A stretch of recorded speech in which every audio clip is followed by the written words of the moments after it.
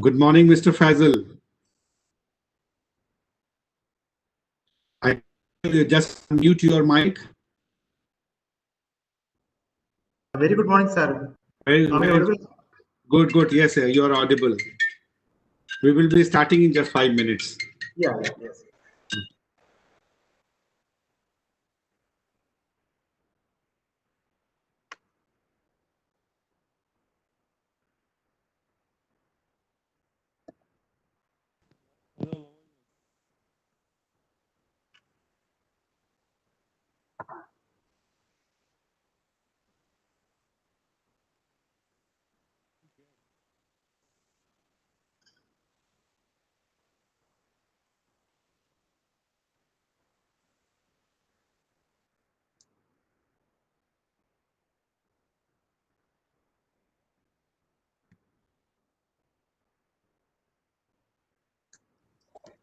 Good morning, Deepak ji. Very good morning. Good morning, how are you? You unmute your mic, Mr. Deepak. I'm not on mute. Can you hear me? Little loud. Your voice is very deep. Yeah, I can hear you now. Yes. Okay. I just checking Kamal Kishore ji. Mr. Kamal Kishore.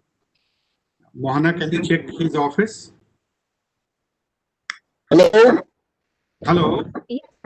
नमस्कार professor संतोष, कैसे हैं आप? Oh, namaskar, namaskar. Good morning and welcome you. Welcome. Good morning.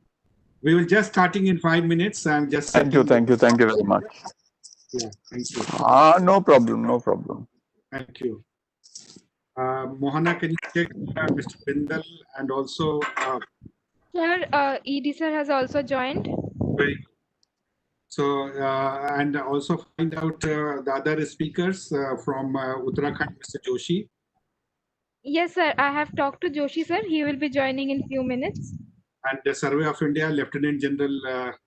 Sir, I'm checking with his office. Okay.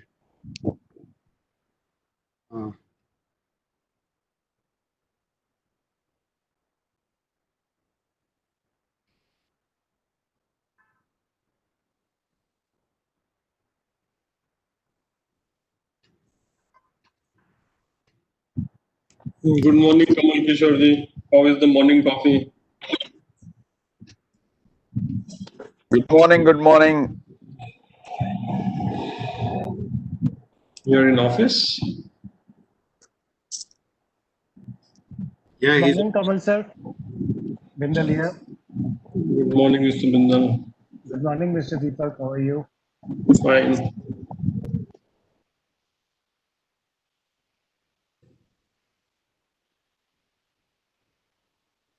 I think Mohana, just check and give me okay so that I'll get back to General Bindal for asking him to. Can you find out that all resource persons have joined? Sir, only Lieutenant General Girish Kumar, Survey of India, we need to contact him. Other all resource persons have joined. Or we can, actually, sir, his office is not picking up. So maybe we can start, and in the meantime, I'll contact with him. In any case, he's the third speaker, no? Yes, sir. Yes, sir. Okay, So just in the meantime. so we can start now, no? Yes, sir. So I'll start, and then we can. Yeah, you just go ahead.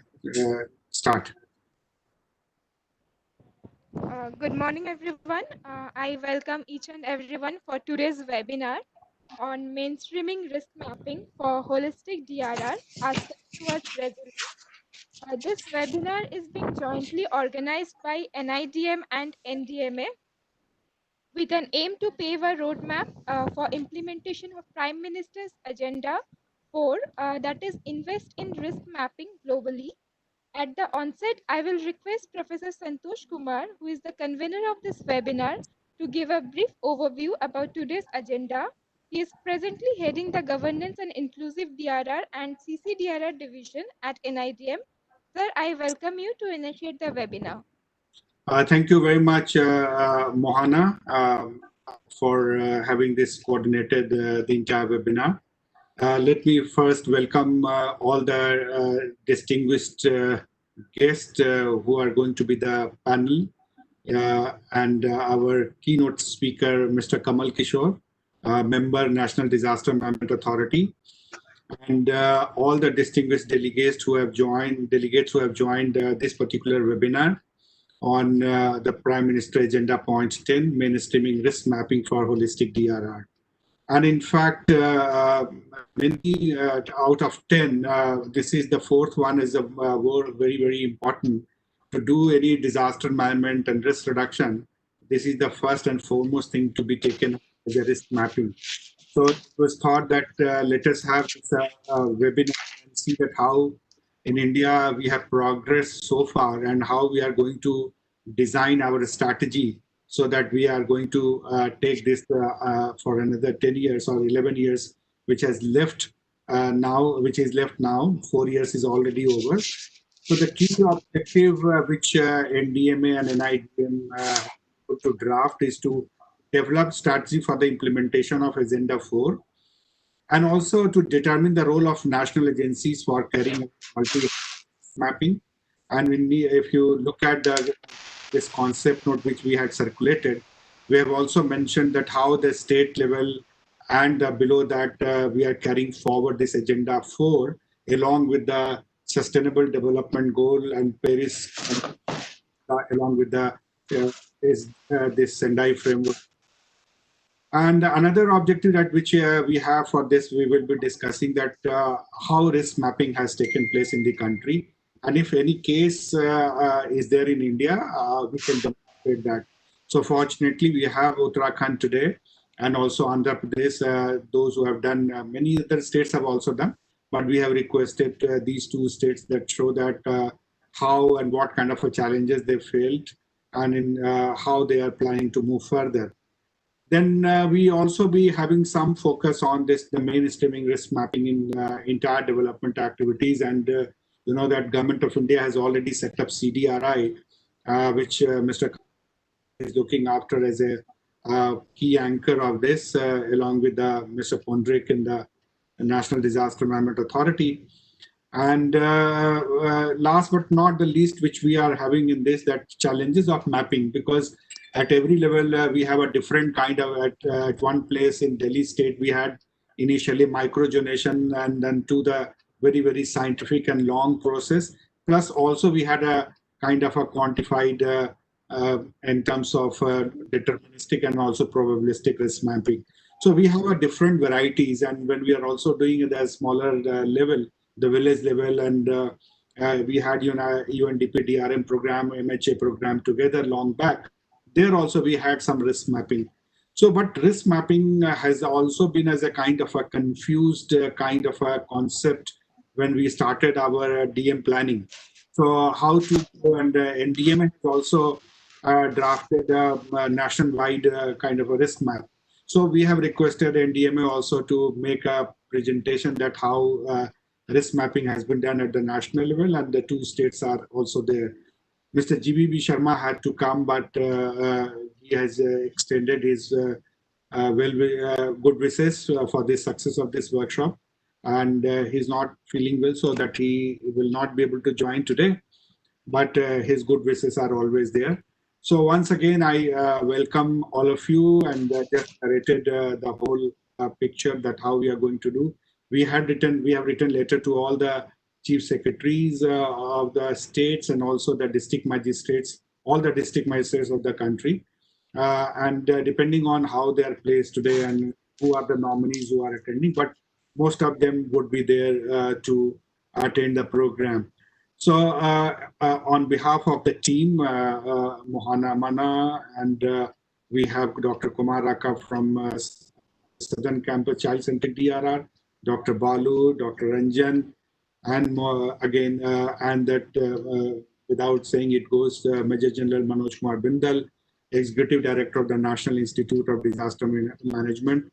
We convey our heartfelt welcome to all of you, and I request and hand over to Executive Director Major General Manoj Kumar Bindal to give an introductory remark.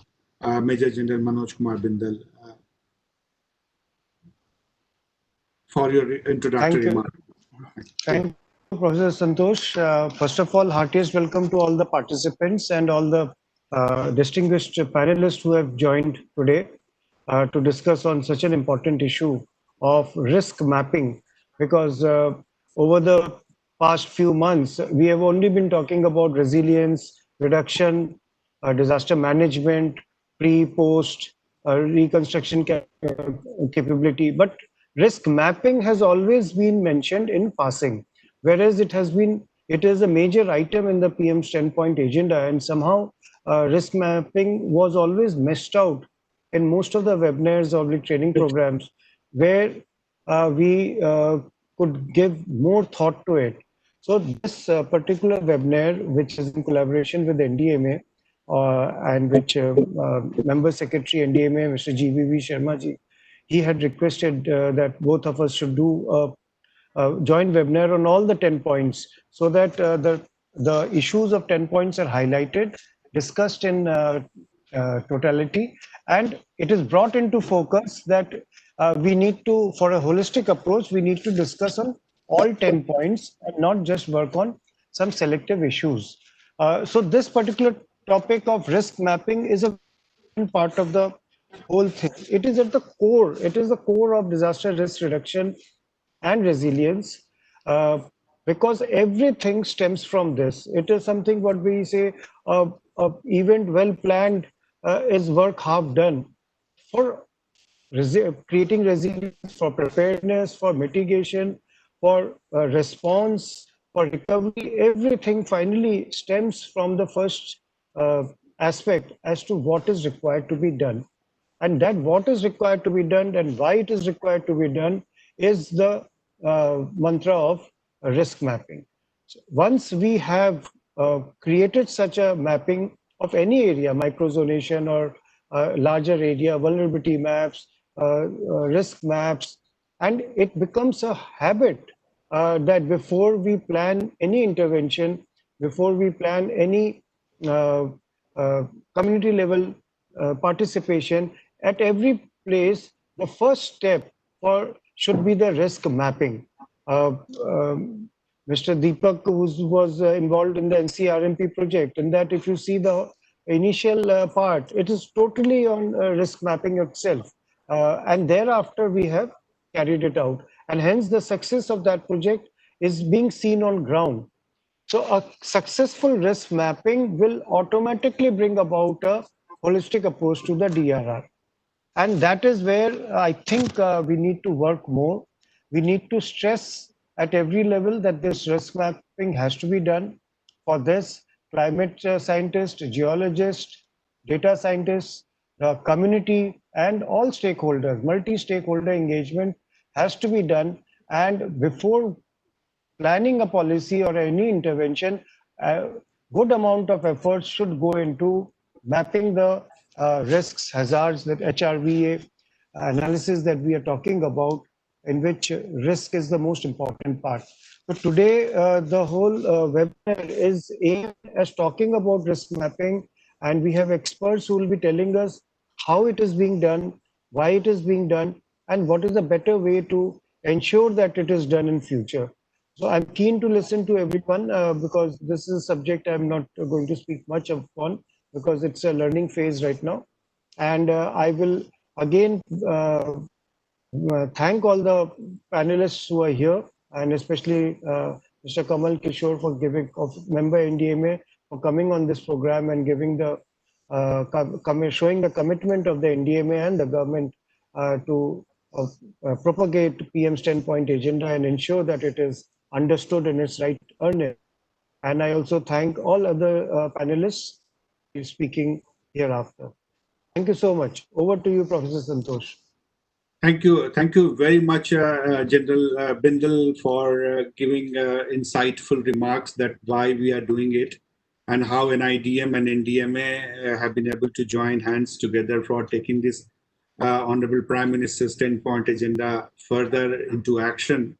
And you said that it is the first step to be done in the disaster management whole planning. And this is the crux of this particular webinar. And we have the resource persons to address these issues. Lieutenant General Girish Kumar, VSM, retired Surveyor General of India. We have Mr. Shantanu Bhattavatikar from Director, Department of Space, ISRO. We have Mr. Deepak Singh, Lead Specialist, Disaster Management, World Bank. Mr. Girish Chandra Joshi, Senior Consultant, Uttarakhand.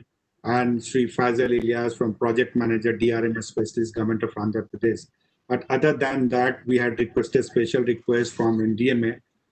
Somebody would be making, I have not got yet the name, but most likely Mr. Shirish would be there. But before I request Shri Kamal Kishorji, member National Disaster Authority, he is the person who has worked in India and across the globe, and especially as a UN advisor at the New York-based office, and also regional advisor in the South Asia. So, and he has been seeing this, how this disaster management mapping is done, and especially the risk mapping when we talk, and in the context of his CDRI cap or hat, you can say, is that the future of CDRI in the context of making investment for mapping, and if mapping is not, then how investment could be made. So in this context, the relevance of this particular webinar, we would like to hear from you, and I take this opportunity to welcome from both the organization, NDMA and NIDM, Sri Kamal Kishorji, to address a special address, or your keynote address, you can say. Mr. Kamal Kishorji, you are hearty welcome to address this. Thank you very much, Professor Santosh and General Bindal and the colleagues from NIDM and other organizations for giving me this opportunity to share some thoughts with you on the issue of risk assessment. I think it's a very, very timely and important event that you've organized to discuss this topic. Now, before I say the substance of what I want to say, I just want to give you some background that in 2005, 2006, for the first time, we had at the state level a multi-hazard risk assessment, which was done in Gujarat under a World Bank project. Mr. Deepak Singh would be quite well aware of it. And since then, a number of states have done multi-hazard risk assessments, including Himachal Pradesh, Sikkim, Uttarakhand, and of course, in addition to that, there are a number of states that have done some hazard-specific risk assessments, for example, for cyclones in the coastal areas. So we have a good body of knowledge to build upon. But on the whole, I think in terms of our capacity to do solid risk assessments, and most importantly, actually use them for decision making, leaves a lot to be desired. So, you will see a large number of organizations who are present there who have a piece of contribution to doing a risk assessment. But we are not able to pull it all together in a cohesive, coherent manner and do risk assessments.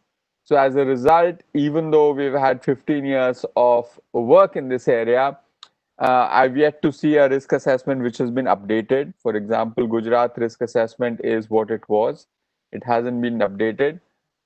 And equally importantly, there are very, very few examples where risk assessment has actually been used. So we really need to change that. I think there has to be a step change in the way we do risk assessment and in the way we communicate the results of the risk assessments and how those risk assessments are utilized. Now, before I go further, I just have to say that so perhaps repeat something which is very fundamental, that as everyone knows, what is risk? Risk is a product of the hazards, the likelihood of hazards, the exposure, meaning how many people, capital assets, economic activities are in the way of these hazards, and then what is their vulnerability or capacity. So it's just that. But what I see in our country is that depending on who's doing the work, they define it according to their own worldview. For example, if you know how to use remote sensed images, you just say that this is the risk assessment. If you are mapping landslides, you say this is the landslide risk assessment. So we really have to be very clear about what is assessing the hazard or modeling the hazard, assessing probabilities of the hazards, intensities of those hazards, then looking at it in terms of exposure, meaning who lives in those hazard prone areas, who's exposed to those hazards, and then how vulnerable they are. So to put it through a much repeated example, if there was a large earthquake which happened in an area where nobody lived, it would not be a disaster because it's just a hazard that has occurred, but there is zero exposure and there is zero vulnerability. Or if you had a large earthquake in a particular area and there were some houses there, but they were all very well built and no damage occurred, then there is the risk was low, which means which manifested into very low losses. So it is important to look at all the three components and bring them together. We need capacity systems to actually bring these together to do a comprehensive risk assessment. By doing risk assessment, what we do is this. Basically, we are able to do two or three things. Number one, we are able to see where the bulk of the risk is in geography. You know, the Gujarat risk assessment, for example, in 2005 identified that 80% of the risk, quantified risk, is in 20% of the area. So you can actually prioritize. So that's one thing. So you can actually isolate where you have the highest risk in geography. The second thing we can do is we can do some sort of a cost benefit analysis. When we quantify risk and see that, you know, there are various terms used, probable maximum loss, annual average loss, we can see what kind of investment in mitigation or what kind of uh, buying of insurance, for example, would make economic sense. So we can use good risk assessments to do a good cost benefit analysis of our systems. And the third is we can also do sectorial prioritization. If we see that bulk of the risk is concentrated in housing or bulk of the risk is concentrated in infrastructure or a certain type of infrastructure, then we can quantify that. So I think so that it is important to understand that. The other point to understand is that risk assessments are also of different kinds. If you do a state level risk assessment, that resolution will not help you design a specific hospital or school building in a particular location. So there is also the resolution of the risk assessment, which basically makes it amenable to some users and not for the other users.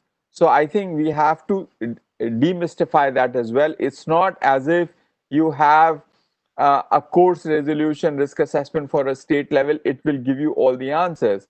It will give you answers at the macro level, but for the micro level, you require different kind of risk assessment. There are also risk assessments which can be done using low cost community based methods, which are based not on a strict quantification of risk, but actually the experience of the history of disasters and all of that. They also have their own place. You know, at the community level, communities that have experienced risk, it's not to say that it will solve all the problems, but you know, that community based risk assessment also has its place. It also has its limitations. So I think we really have to understand the notion of risk assessment in a broader way, that this whole bringing together of hazard information, vulnerability information, and exposure information can be done at various scales using various kinds of information inputs, and the output that will be generated will have variety of uses. Now, with that sort of backgrounder, I just want to leave a few points with you. Number one is that one key learning that we've seen from the risk assessments that we've done most recently in Uttarakhand is that we do not have basic data which goes into risk assessments in a systematized, cleaned up manner. As a result, we use expensive international consultants to do basic work. So first of all, the tedious work of cleaning up our databases, maintaining them in an interoperable format, having some sort of a consistency, quality in them is very essential. So to know how many houses are there in a particular location, of what type, I think that's basic work. This is not rocket science. All of that information is input, where the houses are, that's the exposure information, that is an input to risk assessment. For that, we need to do the basic work of really, having clean databases on hazards, on exposure, on vulnerability. That's my first point. The second point I want to make is that for a lot of the vulnerability stuff, for example, how would the houses built in a particular way behave in an earthquake if it were to occur of a certain magnitude? For that, of course, we can do experiments. We can construct of what is their fragility, but there is nothing better than actually collecting data from disasters. Do we have a database of each and every house that collapsed in the Gujarat earthquake, for example, where we know what was the mode of failure, at what intensity, in what location, how did the house fail? If we have those fragility functions, that becomes a very useful input for determining what could happen in the future. So I think that is the second thing I would say. The third thing I would say is that on hazard side, particularly for hydrometeorological side, there is a particular challenge right now. That particular challenge is climate change, which is that past is no longer a good guide for the future. So any new theoretical work that is happening to sort of estimate the future frequency and intensity of hazards at the local level is extremely important. We have to come up with a way to actually manage, to develop that system, consolidate that research, and have better estimate of what the future, wet and windy or dry and dusty events would look like, and what should we be putting into our risk models. That's my third point. My fourth point is the biggest challenge is how do we communicate risk to policymakers? So how would you do a risk assessment? For example, how would we take the risk assessment done in Uttarakhand and talk to the finance minister of Uttarakhand and say that this is what it means in an easily understandable, usable, an appropriate language, which is something which is actionable, not something just throwing new jargons at this thing. So I think if we sort of do these four things, let's clean up whatever goes into it and do the tedious work of having good information on hazards, on exposure. That's one thing. The second thing is to really look at how we bring in the climate signal into it. 3, collect data on losses, on damages to buildings to have better bridges behave in Uttarkashi earthquake 1991. If we don't have that actual information, no theoretical work is a substitute to that. And finally, the fourth thing is have a good strategy for communicating the outputs of risk assessments for policymakers. With that, I would like to thank you. I will have to step out of this meeting for a short while for another meeting, but I will be back with you in a short while. Thank you very much. To Mr. Kamal Kishorji for giving a very good insight and committing yourself that you will be back soon after this. It's very insightful and futuristic comments which have been made, tracing the history from this Gujarat earthquake and post-Gujarat earthquake, where this was done, and later part we were also doing during that time as a very small participatory risk assessment, which he has highlighted about this community-based. Many of the states now gone as a very technically sound, but still the challenges remains there. And he has highlighted that how those things were very pertinent. And in 1997, the BMTPC made the hazard assessment and calling that vulnerability atlas. So Mr. Kamal Kishore is talking about the vulnerability could be defined very in a way that how the buildings are behaving, how the people are located, which infrastructure is much more vulnerable than other. So and also at the end suggested that how practically we develop a strategy to communicate with the policymakers and also to people. I would add here how the risk is getting communicated in a very, very lucid manner. So thank you very much for giving this insight for that and how we can proceed. And since you have highlighted as a kind of the thing happened and mentioned about, so Lieutenant General would be coming a little late, he would be joining at 12. But before that, it's very important since the two things which have come up. One is that the action taken by the government of Uttarakhand, Mr. Kamal Kishore has also highlighted, and also in Andhra. So before we go for another for a better appreciation, I would like to invite Uttarakhand, Mr. Joshi, if you're there on the line, if you're listening to me, let's see that how that 5 or 4 points which Mr. Kamal Kishore has said in his keynote address been taken care of in the risk assessment which has been done, because he highlighted particularly Uttarakhand and saying that the data cleanup is required. So let's, for all the benefit of all the participants, listen first to Uttarakhand, and then we will also make comparison with Andhra, and then we will have a Lieutenant General from Survey General of India and ISRO about the technology. We have also one guest today. He is making request, Mr. Prusti, who has developed a technology also for making an assembly, but we will take his intervention at the end. But we request Mr. Joshi to make a brief presentation quickly. Joshi, yeah. Namaskar, sir. Good morning, everybody. And first of all, I would like to give my thanks to Professor Santosh Kumar and NIDM team and Major General Bindal to invite me on this important webinar of the basically the DRR related the risk assessment methodology and for what Uttarakhand has been done. I also pay my regards to the Mr. Kamal Kishore sir. I think he has just leave this meeting, and I will try my best to in within a short period that what we have done and how we are basically planning.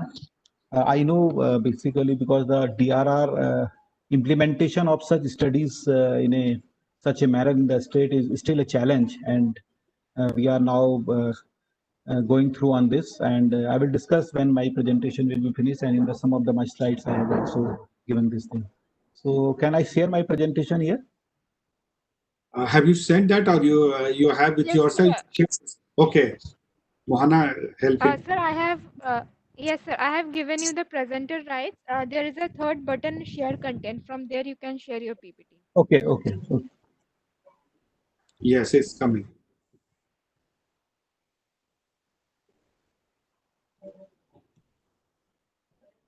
So it is coming, sir?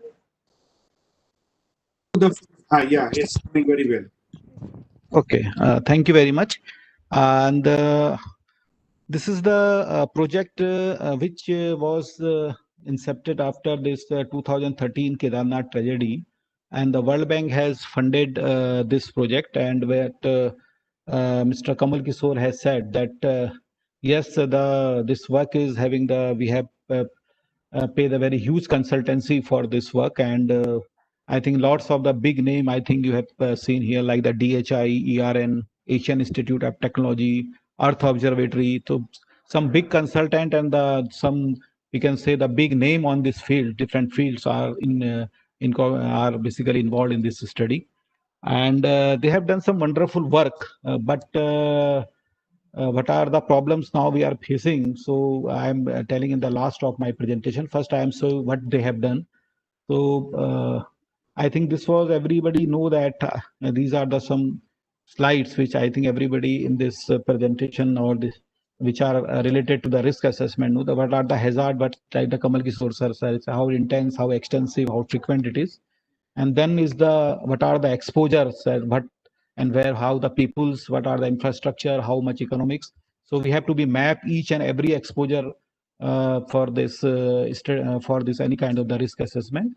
And only exposure mapping is not required. We need the how fragile, as the Kamal Kishore sir has said that. So we need the vulnerability functions of the different kind of the infrastructure. So we need the vulnerability function of the different kind of the infrastructure. And then finally the convergence of all three, it is called the basically risk. So this is the basically risk formula when the hazard, exposure, and vulnerability. It is a very simple manner, but while we are doing in the computing, so this is a very different kind of the methods. It is very dynamic also. Space and time, all component can be changed, and we can do the lots of analysis using this formula.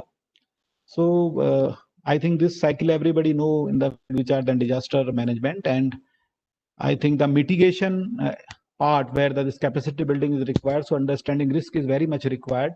So if we have a good understanding of the risk, then we can do the very good preparation also. And at the time of recovery and response, while we are doing some reconstruction work or restoration work, so we have less we need the less investment there. So if you have a good investment in the mitigation and preparation, like understanding the risk and then prepare it, then we can naturally at the time of the any disaster and aftermath of the disaster, we can do some better things.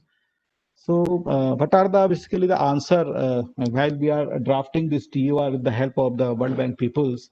So we have such kind of the questions in my mind. So like first is in the case of emergency and recovery of any kind of the disaster, what are our preparation? Second is the how much people are affected, injured, killed. So how accurately we can do it, this kind of the thing. And third is the very important thing what the Kamal Kishore sir also emphasized, like the if because in the government we have a very less kind of the very we have a limited resources, so we need to be attract the insurance companies. So for this we need some good risk model so that we can analyze these things. And so like in the other countries of some developed countries like in the USA, Mexico, Japan. So in this countries, this risk insurance companies are nowadays doing such kind of the analysis, and they are involved in the such works which cannot be directly taken up by the government also. Also, the another point is the cities and infrastructure. What are the safest possible places, and what are the mitigation is required in the future events. And another very important thing, but also Kamal Kishore sir has emphasized that if government is ready for such kind of the information, so we can react very easily. And many other more questions we can also answer using this. So can we rely on the risk estimation? Yes, if we have a good hazard, exposure, and vulnerability, and we can do in we have a good formula and good mathematics, and we can be well estimated this kind of the thing. And this is the only best option to understand the risk in the certain locations or the certain area, or we can say the certain state also. So but there are some limitations also, like in despite of the having good models, uncertainties are always there. So what the Kamal Kishore sir is saying that regarding the upgradation, the data what we have because the data is nowadays very dynamic. If you go to any cities or any place, you see after 3 or 4 years, some more different kind of the buildings you find there. So this exposure can be changed anytime. So also the hazard, if you know the more about the hazard, then you can reduce these uncertainties also. So the different kind of the uncertainties are there. So if despite of the having very good model, the recent model, like in the earthquake case presently, most of the world nowadays this is with the Gutenberg-Richter relationship. This is the Poissonian model. Most of the studies are using this. But the Poissonian model are the not alone solution. There are some other solutions are there which are the time dependent, the stress dependent, this kind of the thing. So these hazard models can also be changed.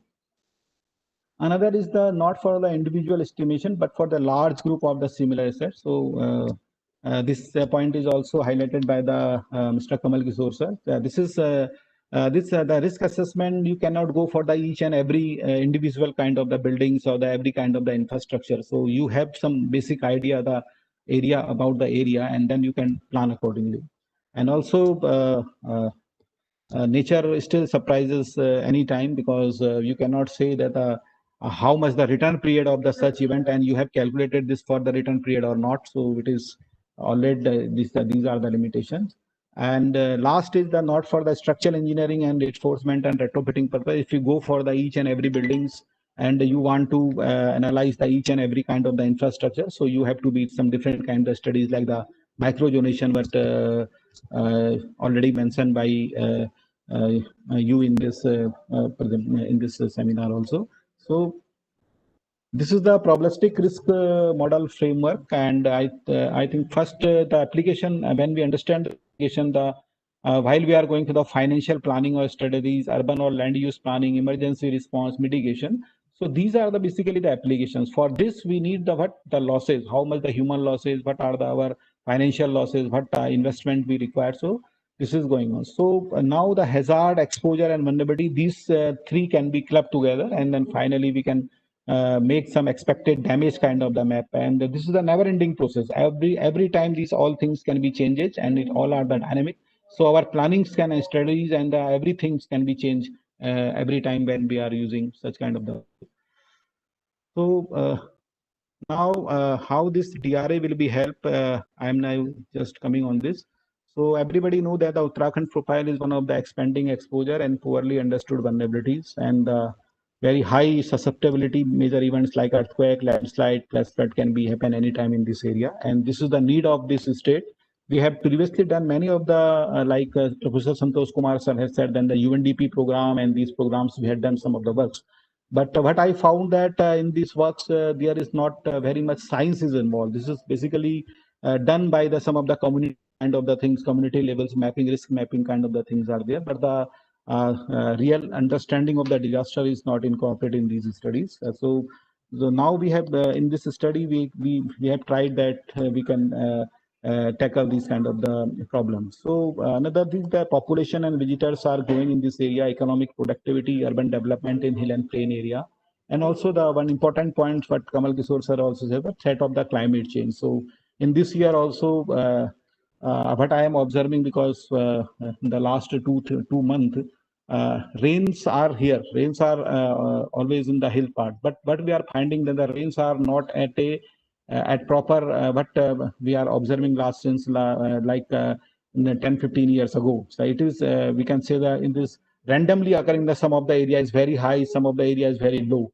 And like if you go for the like Pithoragarh area, the Chamoli area, and this this Nainital area, the rainfall is very high. But the another area, the rainfalls are very low. So these are the some climate change kind of the threats are also coming in this area, and we need some immediate attention on this climate change aspect in this state. And also the if you assessing the glaciers, what are the glaciers deciding recessions are going on.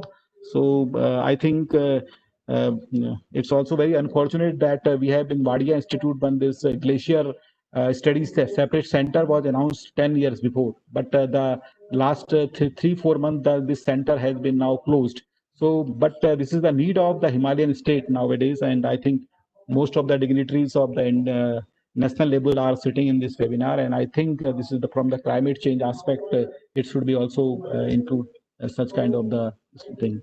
So in this study we have taken as per our TOR earthquake, flash flood and floods, landslide and industrial hazard. So these are the major hazard in this area, and we have taken this is the for the case for the this project work in this study. And what we have done, we have used this multi-hazard approach, because if we have a good database and this is the long catalog and a good model, then we can naturally go for the probabilistic risk assessment. So the earthquake and fuel flood are the we have gone through the probabilistic risk assessment because we have a good data. Rather we have basically need very hard to get some of the database, like for the floods. And for the flood data, if you go for the classified data of the different river, and for taking this data from the CWC, it is still in India, it is what is I can is a very painstaking kind of the thing in this presently also. So I request many times, and presently now in the NHP projects, now we are finding there is some issues has been now sorted, and now we are getting some this data also, this classified data. And but we have created this model for the earthquake and flood for the probabilistic risk assessment. Flash flood is always a random kind of the thing, so you cannot have a very we cannot go for the probabilistic assessment. We can only go for the deterministic, and also for the landslide and industrial hazard. This is for the deterministic. So these are all the multi-hazard kind of the approach we have used in the Uttarakhand. And how this DRA has been helped is the comprehensive database to help improve mid to the long-term planning for the disaster risk reduction. And another important point is that district authorities and state level government can make risk-based investment and planning decisions. So this is the main, we can say, the objective of this study. Another is the hazard and risk mapping. This will be help to the community to avoid the risk. And another is that the data is invaluable for establishing the risk financing and transfer option. This is the risk. So if we can quantify the risk, so if a quantification of the risk is very much required, because generally we talk on the very in qualitative manner. So then the qualitative manner you cannot rely of this kind of the study. So we need some quantification. How much people has been died in the sub event again? How much is infrastructure can be lost? What are the financial loss? So quantification of this kind of the thing is required. And like the Kamal Kishore says, sir has already said that for like if you talk to our minister or the chief minister, so if we give this kind of the picture, okay, sir, this such and such people's has been on the maybe in the threat of life, and maybe such infrastructure can be lost, such amount of the reconstruction work will be required, and then they can understand. So we have such maps in our this after this study, and now we have up to the block level. Even we have done the study up to the village level. I will show you the how we can go, how we have approached to the within a 2.5 year. It needs some technology kind of the thing, but we reach to the each and every village of Uttarakhand, and then we have mapped it. Another is that the hazard information can help establish where to place industries area to the commercial production, and this is called the zoning. And this is the last, this is very important, but Kamal Kishore sir has already said the benefit and the cost of the risk reduction measure can be exposed. So this is a component of our study, and this is the we can say that this is the diagrammatically I'm showing this how we can how we have planned for this study. The first step is the data collection and harmonization. So this is the very important part that we need for the modeling, exposure layer, and the reporting layer. And this is the 5 different hazard we have taken. So we need the historical data. This is the first each and every hazard. This is the component 2. And another is the hazard modeling. This is the one of the biggest parts. So for the every kind of the hazard, we need the different kind of the software, different kind of the programs, different kind of the data, different kind of the tools. So for the like the earthquake, we have used the crisis, which are the basically ERN has been developed, and this is the worldwide very I think the good product which we have used the Mike 11, Mike C, Mike kind of the thing, and same for the flash flood. And from the landslide, we have developed some the APIs also, and we have created different kind of the models in the Asian Institute of Technology for landslide prediction. And industrial, we have used the Aloha. This is the one of the best tool presently used by the Bristol, and so we have used this kind of thing. And finally, we have integrated this all risk, and then we collaborated in the DRDB. We have called this a disaster risk database, and this is the collaboration reporting if you want to see. So you can go to our website, you can find it. Presently, some of the functions are not working due to our NIC server has expired. Now we are shifting this server to our state server. So very soon we will see the all functions there also. And final part is training and capacity building. And the consultant has a wonderful work by the training and capacity building. And they want to transfer this very smoothly to our state government, but at the last, I will tell you that we are not very much able to do such kind of the thing, because this is a very scientific kind and a very technical kind of the capabilities are required. And in USDMA, we have few peoples are there, but for understanding each and everything, and then in implementing these kind of the thing into the our disaster management and the policy kind of the thing, we need the good manpower to understanding these results also. So these are the project outputs. So you can also download from our website also. These are some of the final report hotspot studies.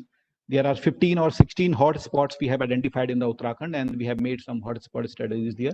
Then the state risk atlas. This is the block-wise state, block-wise up to the block-wise. So we have already sent to the each district magistrate, and the block level, the block BDO level. So every maps has been sent to them, so that they can understand what they can do. And last is the sum of the appendix if you want to some other things. So these are the some of the documents we have done. So like this kind of the maps or the outputs you can see in this study. So if we like, this is the earthquake kind of the thing. So we can rank the district also. If we can say the 1,000 year return period, the 5% chance in the 50 years, is the biggest earthquake we can say for the such of the area. So for this, we can rank the how much the acceleration can be PGA ground acceleration level in the different part of the Uttarakhand. So these maps can be there, and you can go for the every kind of the thing, the 5%, 2% chance, 1% chance. So you can just click it and then find it. Okay, that this is the map. And also we have some ready solutions also. If you are not want to go further this kind of stuff, you can see then the map format also. This is the fluvial flood model. So in the flood, Uttarakhand having fortunate that we are not such a very flood plain area. Only the Haridwar region and this some of the Tarai region of Haldwani and this Sitarganj area. But we have generated this for the whole river. So you can see the how much area can be inundated. This is Haridwar and Rishikesh. You can see. So how much infrastructure can be inundated if you draw. So this is also dynamic kind of the thing. You can just click it and then you find it that this is the 1% chance, 2% chance, and the flood can become. And then you can realize the how much area can be this flood can be extended. And another is the very important in the Uttarakhand. This is the flash flood, and this is the very tough task. I'm not very quite sure that this is very accurate, but they have done some work for this. But we have this because this is a localized kind of the thing. So for measuring the such flash flood kind of the thing, we need this Doppler radar kind of the data and this local weather forecasting model. So presently, I think IMD has already censored 3 Doppler radar, but now presently we have 1 Doppler radar in our Nainital area. It is now presently in the testing mode. So if we got this data, then we can also certainly we can modify these kind of the maps also. And this is the landslide probability maps. You can see the landslide probability in the Uttarakhand. So I think more than 6,000 landslide zones has been identified in this study, and it is already in our map. So we can click it and then find out, okay, this area can be high susceptible, low susceptible, or the medium susceptible. And this is the industrial risk. So industrial risk, we have chosen some of our industries area, like the Haridwar region or this Panthanagar, this Sitkul region. So how if there's some gas tank or some toxic emission can be there, some major accident can be there. So what are the probable losses there? So you can also put it the parameters like what are the wind direction, how the wind is flowing, and how these different chemicals can be flow. So these all can be we can models in this thing. So then we have developed this vulnerability functions, and these vulnerability functions are for the different kind of the infrastructure. And I think this is one of the best kind of the vulnerability functions they have drawn. And we have lots of the discussion with the IIT Roorkee peoples and the IIT Delhi professors also regarding this vulnerability function. And now we have every kind of the infrastructures. Now we have the vulnerability like the bridges, we can say, for the roads, for the buildings, for different kind of the buildings. So we have now the exposure, different kind of people's infrastructure and the economic sector we have. And the most important part is the scaling exposure across the entire state. How we can, within a 2 or 2.5 years, it is not possible to go each and every houses. So we need some methodology to do this thing. So then we have, first we have done this, is the building typologies has been defined, and then we have done some surveys to different part. And for the parallelly, by the support of the World Bank, we have also done one of the good projects. This is the rapid visual scanning of the buildings. And we have created some online database. Everybody can see this in our UDRP website and RVS database. And we have near about 19,000 buildings already there in this. This is all government buildings are there.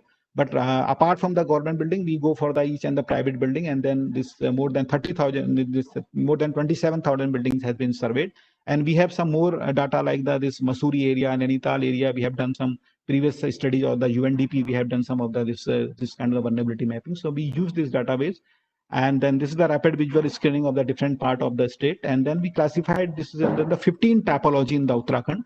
The 15 type of the buildings can be it can be we can have taken for this our developing this exposure models. So you can see the how much percentage of the buildings can be there. So kacha, pakka, and every kind of the topology, and the T1 to T15 we have defined it, and you see that this is the kacha housing, what we can say as per our Sensex also, the 82% buildings are in the kacha side. So also give the wind up thing in terms of giving okay. Okay, sir, I'm coming. So these are the some of the I'm showing you that this is the 2 lakh of the this is the building clusters we have mapped here, and then we have used this random forest regression model, and then we classified each and every area, each locations where these building clusters are there. So how much are the which kind of the categories? Then we have defined this thing.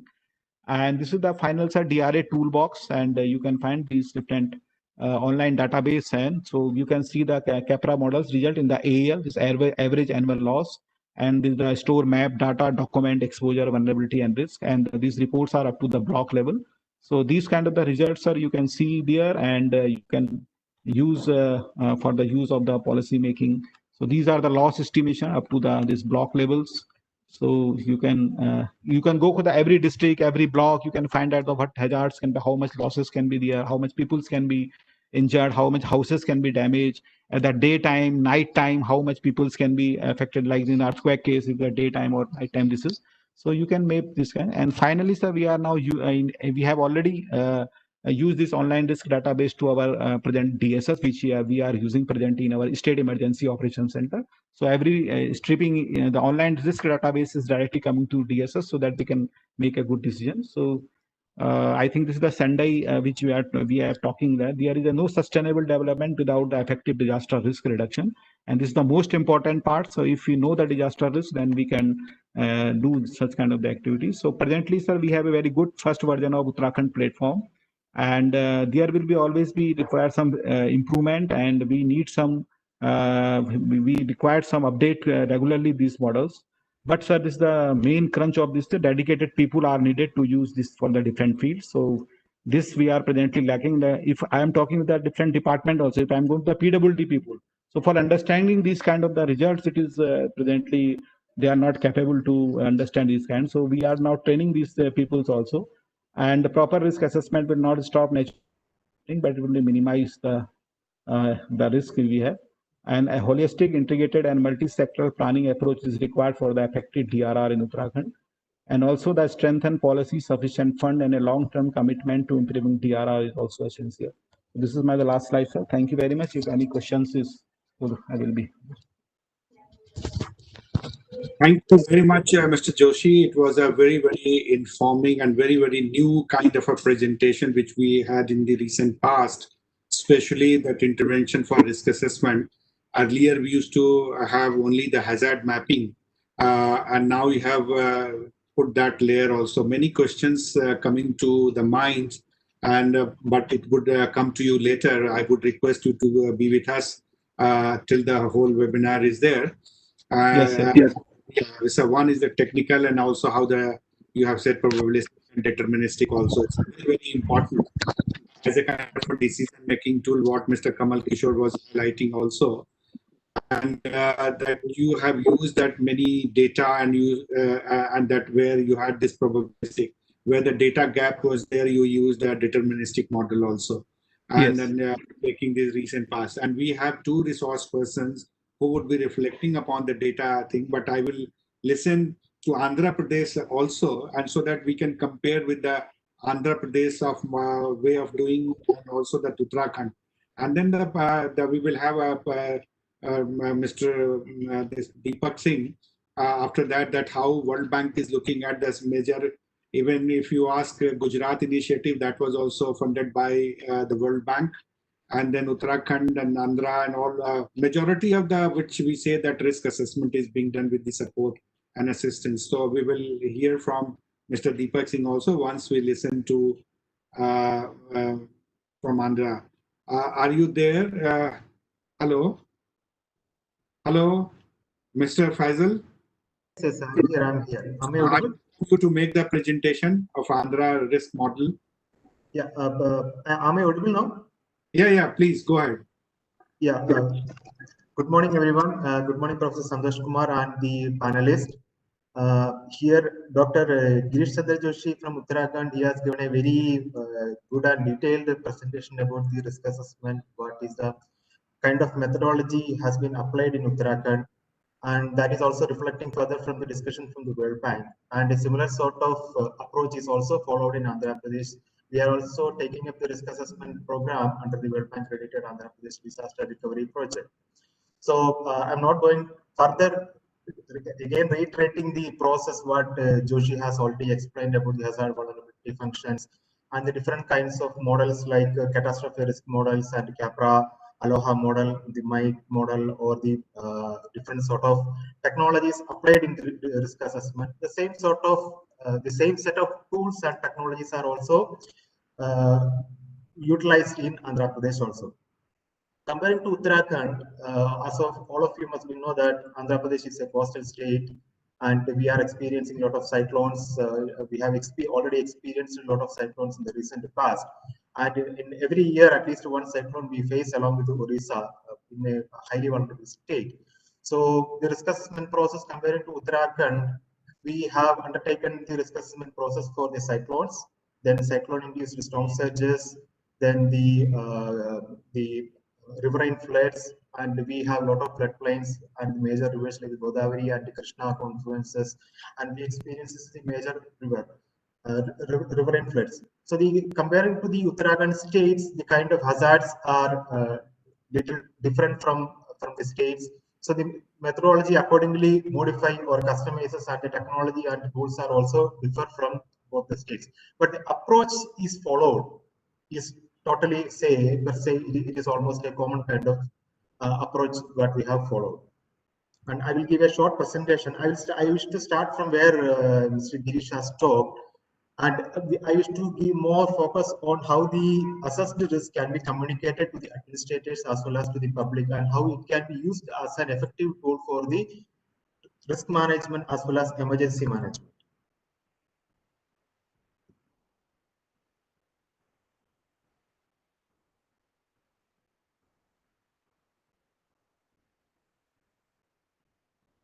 So hope my presentation is visible to all the participants.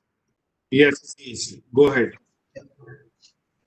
So in Andhra Pradesh, in another World Bank project, which was way back in 2007, a risk assessment project was carried out. And that was done by the Deltas, Netherlands, and IIT Madras was also part of the system.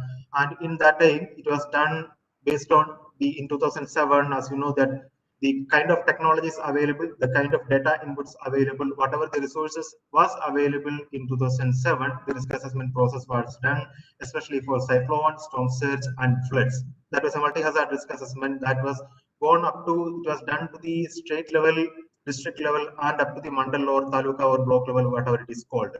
And it was done basically for a kind of vulnerability mapping exercises that calculated the return period of 50 floods for 2 years, 5 years, 20 years, 50 years, and 100 years. And then as part of this, it was also done for the cyclone, like if a cyclone comes for a particular wind speed of 235 kilometers per hour, what would be the impact on the ground? And if a cyclone comes with 165 kilometer per hour wind speed, then what would be the kind of situation that is going to happen on this? So these two sets of activities basically done for cyclone, flood, and storm surge. And if it is a storm surge, in a particular scenario of the cyclone, what could be the kind of areas going to be inundated under a particular cyclone? These both the exercises done. So one is the return period calculation, second one is a kind of scenarios generation. I hope that almost all the states must have done some sort of risk some sort of hazard modeling, or at least a hazard prone area or vulnerable area mapping. Even though they have not gone for the risk assessment, everyone will be having at least the kind of return period calculation and the probable hazard prone areas. And this hazard atlas, or the different kinds of scenarios, which gives us an overview, like if it is in the case of a flood, and then in a particular area, if the water is released in a particular lakhs of cusecs of water, and which are the areas going to be inundated. And in another same scenario, it will tell us like how many villages are going to be submerged in a particular flood sort of a condition. And combining all these kind of scenarios and then putting up the various other kind of hazards, we have created the multi-hazard risk assessment maps. And this gives us an impression of the areas or pockets or hotspots which are highly, where we give more focus during the time of developments.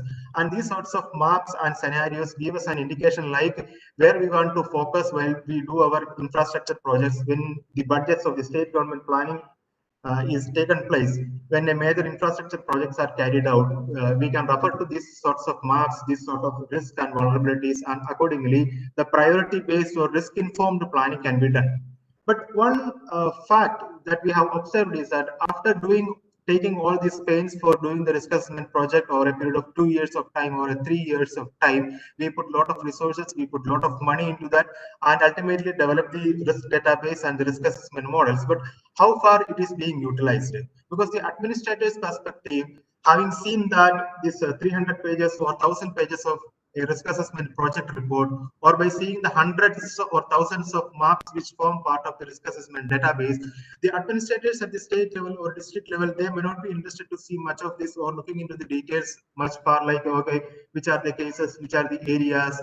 They are not interested to see much more into this, other than once after doing the risk assessment project, when a familiarization exercise is done after releasing the particular maps, unless the system is well utilized for the decision support, it is not going to be used in its appropriate purpose. So when one exercise we did it in 2007, and when we got the another well bank predicted project, the thought was how we can utilize when we go for a risk assessment from 2007 to 2017 2020 period, when we start a new risk assessment project, how can we improve rather than just by upgrading the technology used in the risk assessment and by giving more accurate inputs for the risk assessment, how the outputs of the risk assessment can be further utilized in the emergency response was the primary questions that we discussed with the World Bank, and a way forward has come, and now we are doing the risk assessment in that perspective. So the first one is simply the return period calculation. Second one comes in the hazard models, but these models, how to use it further into the risk assessment. And for that, the catastrophic risk assessment is also we are doing it. We are doing the hazard modeling. These hazard models and the catastrophic risk models has to be integrated with the forecasting system. Then only we will get the forecast integrated with the hazard models and the catastrophic risk model. In such a scenario, when a forecast is issued by the national agencies or an international agency, be it a kind of cyclone or it's a flood or tsunami, whatever it is issued by the nodal agencies, from there we can pick up the forecast, and when it is integrated with the hazard model and the catastrophic risk models, which will give us a scenario like in a particular heavy rainfall situation of 10 centimeter in a particular day. In such a scenario, this is going to create a particular impact on the ground and causing a financial loss of 150 crores.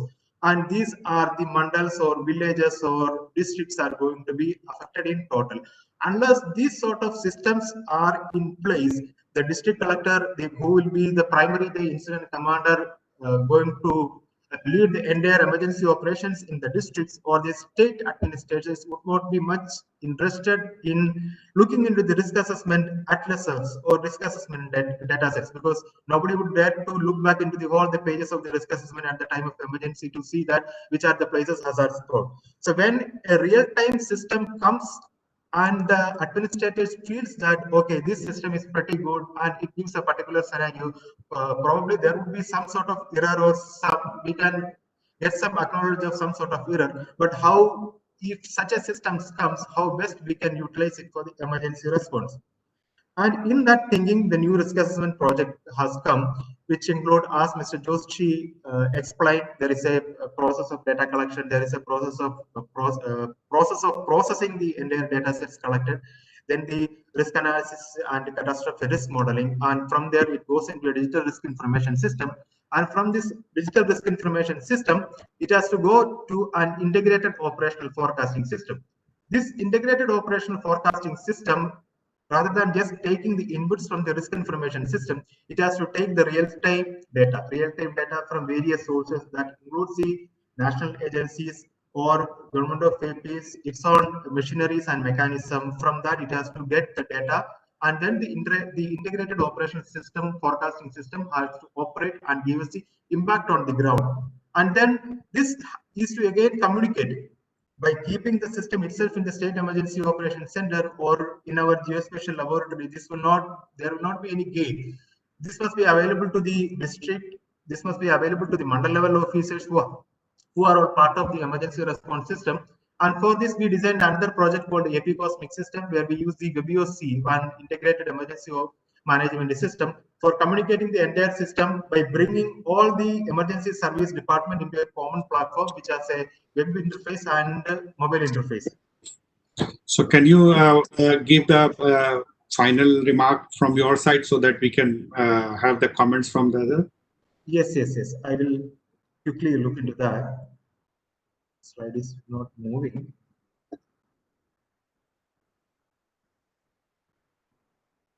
My slide is, yes. So the real-time data comes from all the sensors which is owned by the government of Andhra Pradesh, as well as the real-time data comes from various national agencies. We are pulling it into our system. And finally, integrating this particular forecast into the risk models so that it gives a real-time scenario.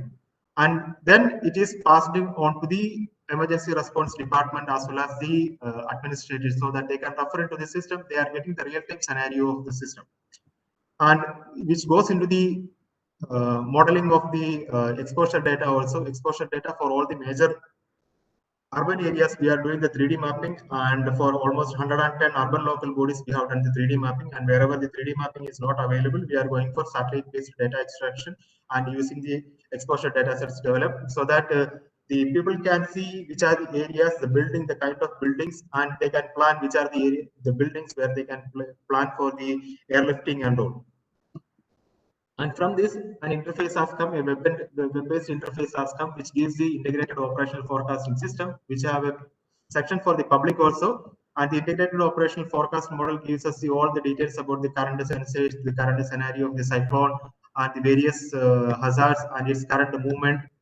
And the best pickup scenarios from the digital risk information system will also be picked up, and it will show that, okay, this part contains the latest Godavari floods and how this has been varied day by day. That can also be seen taking the inputs from the risk assessment database.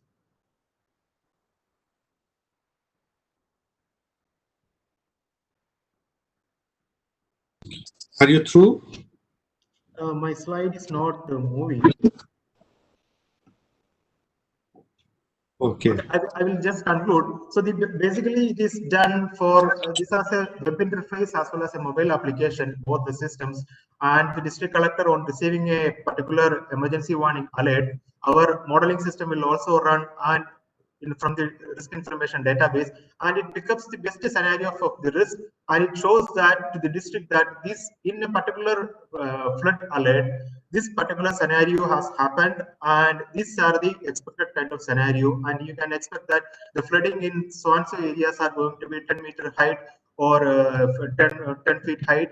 And in case of a storm surge, okay, this from the coastal line, this is going to be inundated in 2-kilometer area, and this is going to be the floodwater inundation speed, and this will take a time of 10 minutes or 1 hour of time to reach the floodwater from the coastal line to the particular area. And in case of a cyclone, it is showcasing us that this cyclone wind, after if it is passing to this particular area, this many kinds of buildings are going to get damaged, and only the concrete structure will surface this particular one.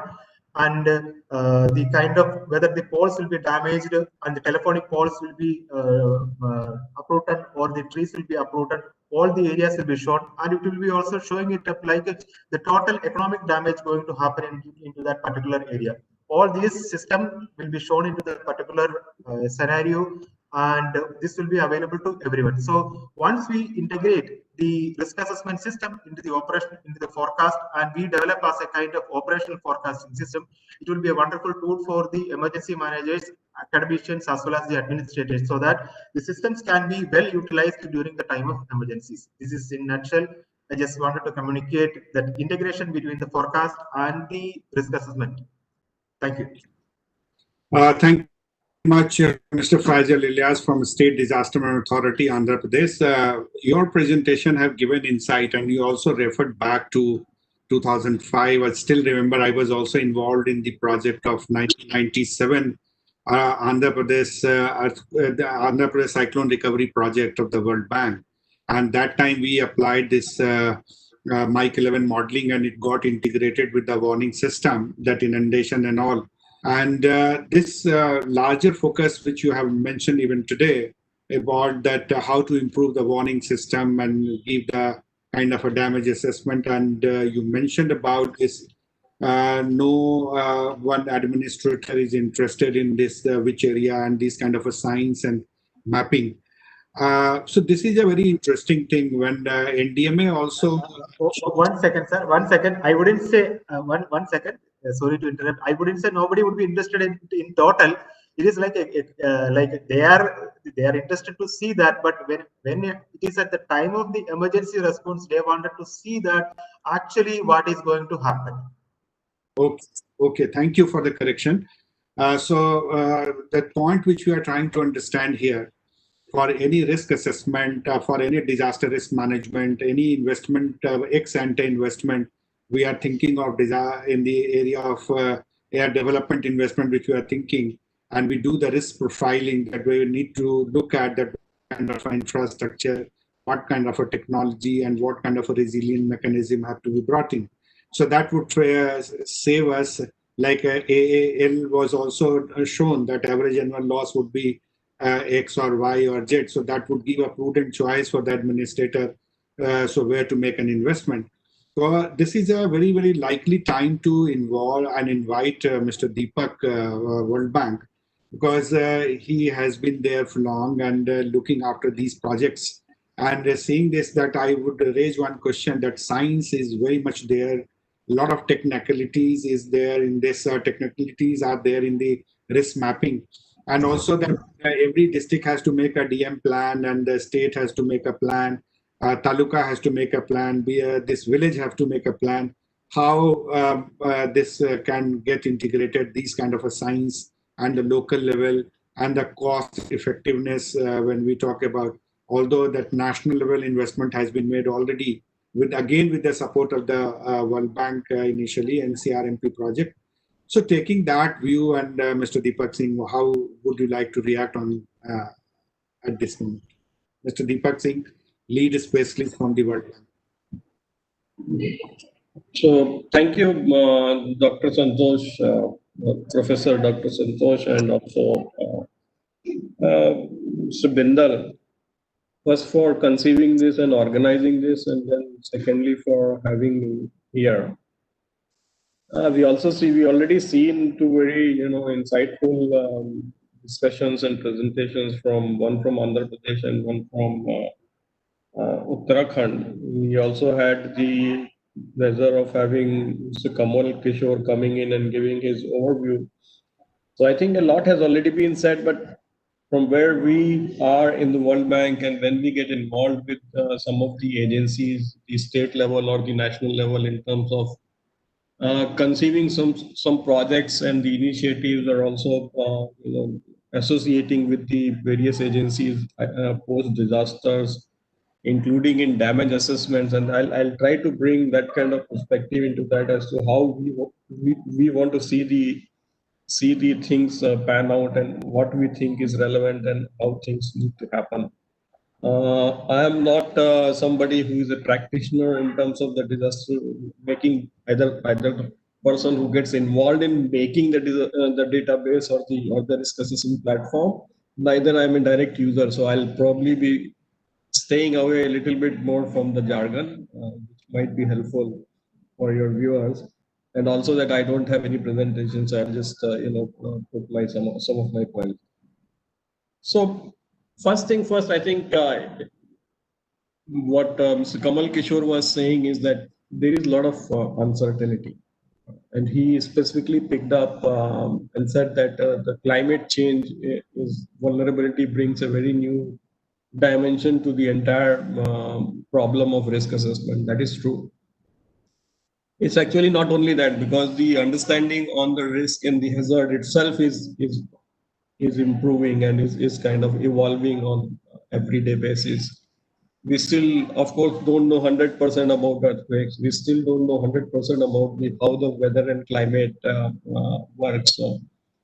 The forecast is made. Forecasts are sometimes true, sometimes not true, and therefore we all know that there is a huge challenge in terms of the uncertainty. Also, that the development on the ground is taking place. It doesn't stop. It's taking place on the everyday basis. There are new houses coming. There are new economic assets that are being put. New bridges are being built. New roads are being built, and therefore the exposure layer is also changing. Vulnerability is also changing because many more people. The demography is changing. People are aging. There are vulnerabilities in terms of age, vulnerability in terms of probably, what also now tells us about this health pandemic. There are health related issues, and also that the traditional databases and traditional approach towards risk assessment probably missed out on some of these things, particularly the health related emergency, which we are now seeing. So our point is that this is in the world of disaster, we are to live with the uncertainties, and therefore the objective is to try to see how best we can deal with these uncertainties and how best we should try and quantify to the best possible extent these uncertainties in order that it becomes a tool for decision making. And I want to say this very forcefully, that any kind of risk assessment platform that is created, in itself, it's not an end to it. It is just a tool in terms of achieving the sustainability, in terms of reducing the risk and the vulnerabilities.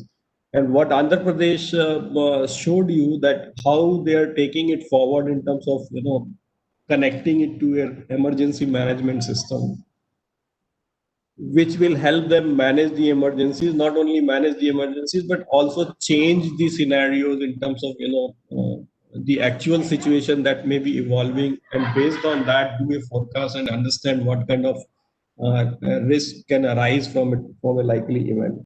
Now, with those kind of tools that are there available with some of the agencies, we believe that this will not only help the process of emergency management. I think that emergency management is one block which we need to keep on the side, but the more important block is how this process can help in the ultimate objective of reducing the risk. How this can feed into the process of planning, how this can feed into the process of design of infrastructure, and that's the ultimate objective which probably Kamal Kishore was trying to say in the form of the communication. How do you communicate it to the relevant people, the decision makers, the policy makers, the people who are in the process of designing the infrastructure, people who are in the process of conceiving the infrastructure and the master plans and things like that. So one such initiative also we have taken, I think, if you look at what is happening in Uttarakhand, something similar is happening in Andhra Pradesh under a project, but it's going a step further. Not that Uttarakhand we have left, they're also trying to develop a decision support system where some of the capabilities that Andhra Pradesh is showing will also come there. But going a step further, particularly in Kerala, we have tried to see if the process of urban planning can be modified or can be updated to include the risk of the data set.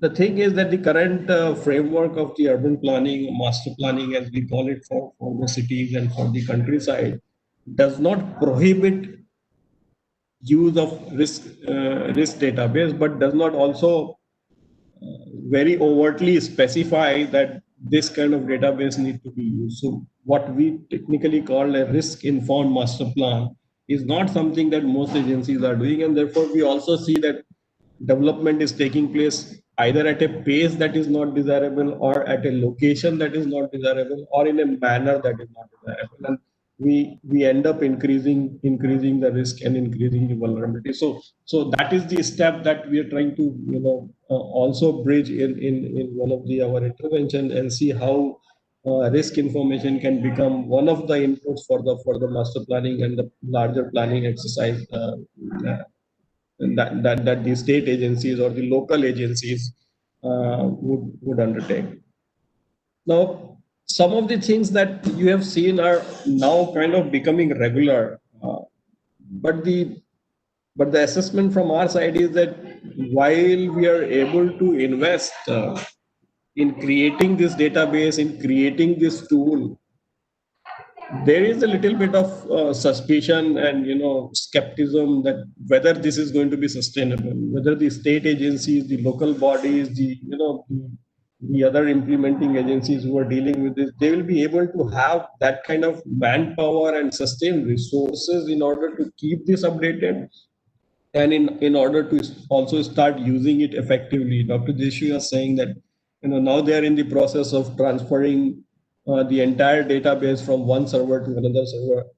This is like almost 1.5 to 2 years, and this is not in the sense of creating or kind of making a complaint, but this is the way some of the systems operate, that we are at a stage that this has been completed, whereas it should be in the use, it is not being used because the process of switching over from one system to another system is taking place.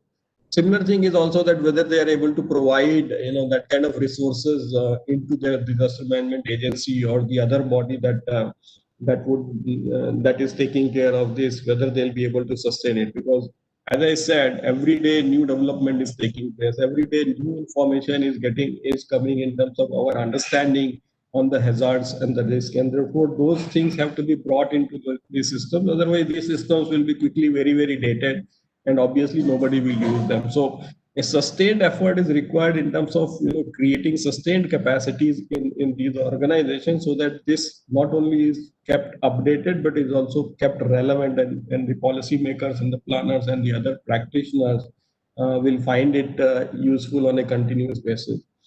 Some of the big challenges, and one such thing was outlined by Mr. Kamal Kishore, is about the data. And majority of the data, as you see in these exercises, comes in the form of the input, whether it is the demographic data, whether it is the data related to economic assets, whether it is the data related to the other assets like housing and things like that. Now, majority of this data in a very structured form does not exist. Even if it does exist, it is at a very it is very scattered, and many a times one type of data doesn't talk to the other type of data, by which I mean that on the electronic platform they are not interoperable. So somebody creates a database in certain format that it can't be imported onto a different platform and can be readily used, and you have to struggle a lot. So there are a lot of such issues which need to be kind of addressed. The second major issue also, which I think so far has not been spoken and I think need to be addressed, is the need for a very good base map. And when I say base map, it's not just a map. It needs to have all the features, and it needs to have the elevation model onto that. Because if you're looking at coastal area like Andhra Pradesh, where hydrometeorological events are the major events, so whether it is the coastal floods, whether it is the floods coming in from the interior areas, whether the cyclonic effect, the storm surge, or even the tsunami storms that might come in, requires that we understand how the terrain is on which these things are happening, what are the elevations and what are the features on that. And if we do not have that database layer, all the risk assessment, all the other scientific investigation that we do will not be that helpful.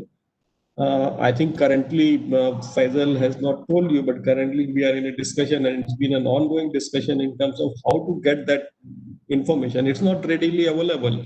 And even if one has to put a request with an agency like the National Remote Sensing Agency now, it will probably take 3 to 4 years for a state like Andhra Pradesh to get data. We struggle a lot in order to get a similar data, and have not got yet fully that data for Bihar, which is a very flat terrain, and some of the modeling exercise require that you have a precise information on the elevations in those areas, and unless you have that, you won't know how much area will get inundated and what would be the height of inundation, which is a critical factor. So if I give simply a 1D information that this area may get inundated, but if the area getting inundated is by 10 centimeter or 5 meter, if that information is not available, neither the policy planners nor the emergency managers will be able to make head and tail out of that, and neither they'll be able to take effective steps either in emergency management or in the risk mitigation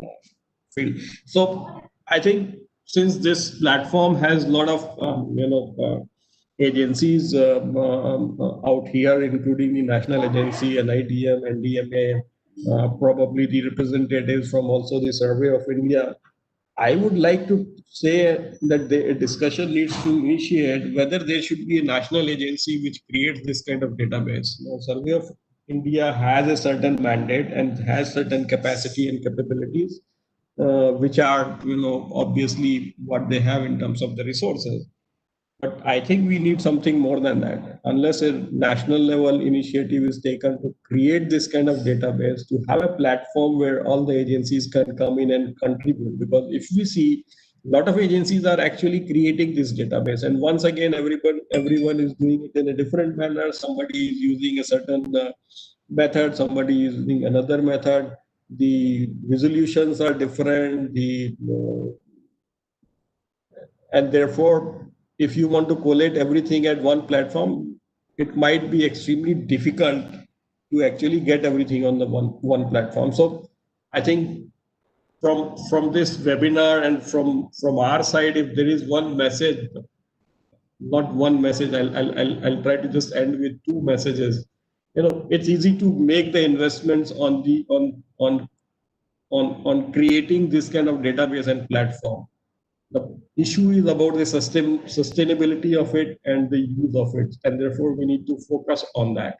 And the second thing is to create some kind of national database or some kind of national agency or some kind of national platform which will bring everything together, which will provide the basic resources, which will provide the basic database that is required for many of the agencies to do their risk assessments and come up with their vulnerability functions, and come up with the ultimately with what we would like to call it as a decision support system. So again, this multi-hazard risk assessment platform, which needs to be dynamic so that it can take care of all the vulnerabilities and all the variabilities, it needs to become an input into an ultimate decision support system, which the policy planners, which the designers, which the practitioners in the state and the local bodies will use, and will help reduce the vulnerabilities. So I'll stop here. Let's see if there are any questions, if there's any further thing that you would like me to say. Thank you, Dr. Santosh. Thank you very much for giving two important messages, saying that how it should be sustained and used for this action, for decision support system. With the capacity which we have at the local level, when we are talking about at the district level and also at the state level, how such kind of a product could be updated on a regular basis. As Mr. Kamal Kishore also highlighted, the things are changing and things are dynamic. So any new development also taking place that can also influence the vulnerability of that particular area, especially in the hills when we are making inroads and other things and all. So that is also, or if there is a forest fire, that will also change the whole profile of the risk. So similarly, and your second thing you suggested about the database, national database. So this is a very important to look at, that how we can go into for database. And we have, before I invite Lieutenant General from Mr. Girish Kumar from the Survey, as a Survey General of India, we request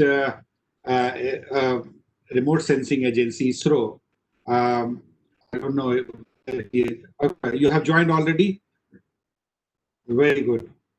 To welcome you, and I request you to kindly make your presentation. What Mr. Deepak said about the data. How do you see this? Because your agency, your DM support program. So how do you wish to suggest? Sure.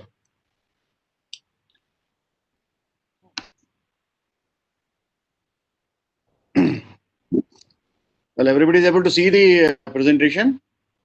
Yeah, we have. Go ahead, please.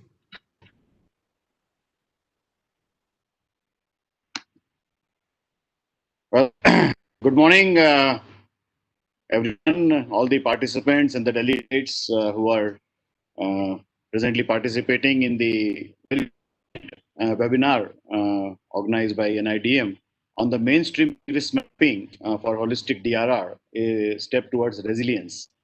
Well, my topic is confined basically to mapping of special information.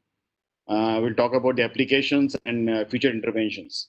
I will try to address a few of the points which was earlier raised by Dr. Kemal Kishore and also by Girish Chandra Joshi, and now quite recently also, as far as the data is concerned.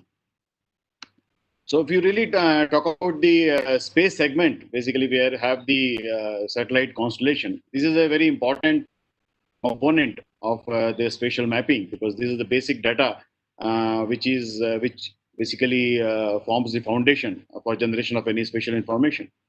So in ISRO, we have now the constellation of Earth observation satellites, the communication satellites, and navigation satellites, which basically form the backbone for the efficient disaster management in the country. Even in Earth observation, if you can see, the emphasis has been more, devising and launching the thematic series of satellites. Like if you talk about the resource set series and the Cartosat series, which plays a very vital role in the management of natural disasters. So which basically forms the basis for generating the multi-layer and multi-resolution and temporal information base for the disaster management. If you talk about the weather forecasting and extreme weather events, we have now the combination of INSET 3D, 3DR, which every 15 minutes also gives information about the weather phenomena. And due to this, we have now evolved a very successful operational weather forecasting systems, which is constantly improving. And in particularly with respect to the cyclone forecasting now, we are at par with the world with an accuracy of something like something like plus minus 10 kilometers with an accuracy of plus minus 30 minutes. Communication also plays a very vital role during the disasters, particularly for the search and rescue, and also setting up the emergency communication network in case of any failure of the conventional or the terrestrial communication network. And all of you know that India has its own regional constellation of navigation satellites, the Navig constellation, which provides information about the position, navigation, and the timing. And more importantly, the location-based services, which are very vital, not only during the response of the disaster, but also the collating the data, which will be very vital for doing any sort of risk mapping assessment. So this is the overall framework of mapping the spatial information. As I told, we have the constellation of optical satellites, the micro satellites, which can also see through all weather conditions. And we have one side, the digital elevation model.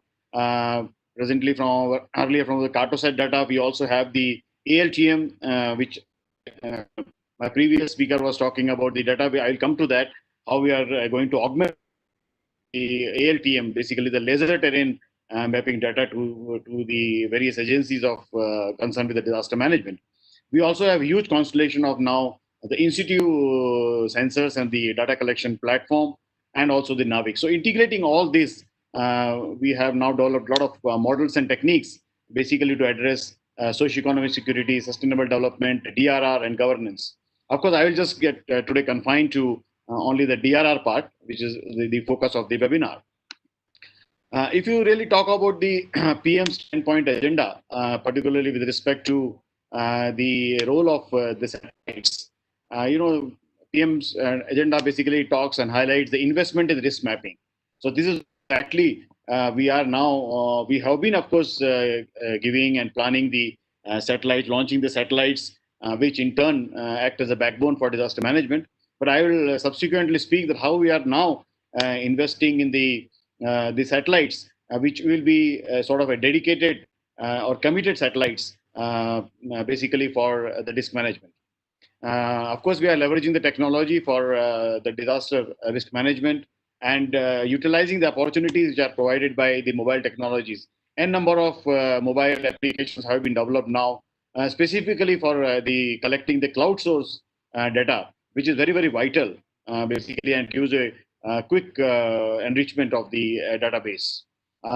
We are also now into the mainstreaming of disaster risk reduction. That is the primary focus of our ISRO's disaster management support program.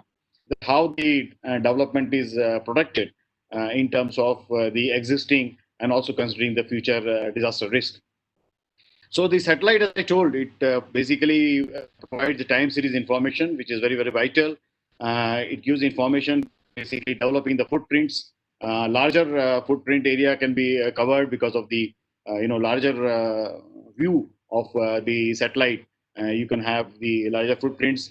We can also generate the hazard footprints, and overall, it supports in understanding the risk by integrating these footprints. So this is just about the ISRO, very nutshell about the ISRO DMS program. As I told you, we have got the observation systems in terms of satellites, in terms of the aerial platform, in terms of the ground network, and we also have developed the spatial information at various multi-tiered databases along with the decision support tools.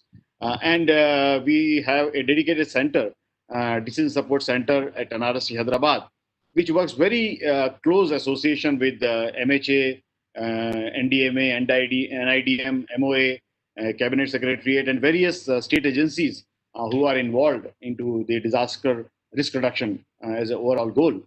So you can see really that we play important role in almost all the phases of disaster, whether you talk about the preparedness, disaster events during the response time, relief and rehabilitation to mitigations. So one side we have the technology in terms of the satellite technology, in terms of the social spatial information, in terms of the mapping, what we have generated, and one side we have the people who are really getting affected because of the disasters.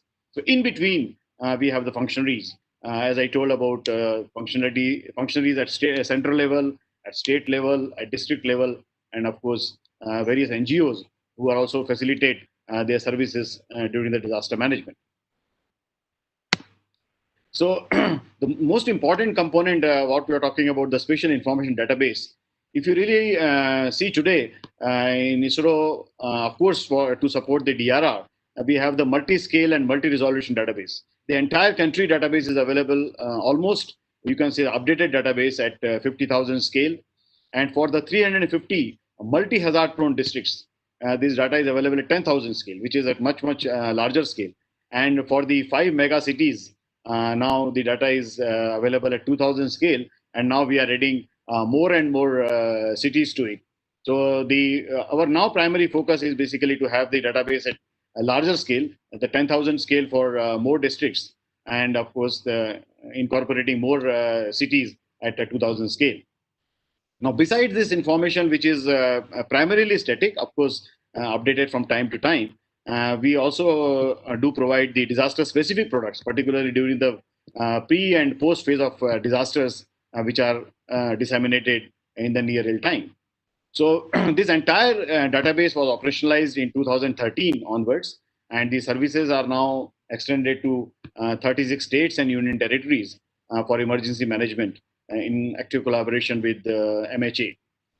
Now this entire database, we also have the decision support tools, basically various tools for addressing the disaster and emergency management, vulnerability assessment, including the risk mapping.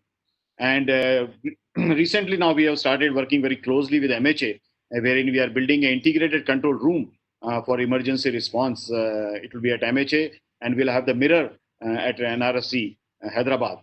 So which will be responsible for the data dissemination and services which are hosted on this. And of course, capacity building also is one of the important part of ISRO's DMS program. So this is how I was talking about how we capture the footprints. If you can see, 2019, it just shows in just how many disaster products were disseminated.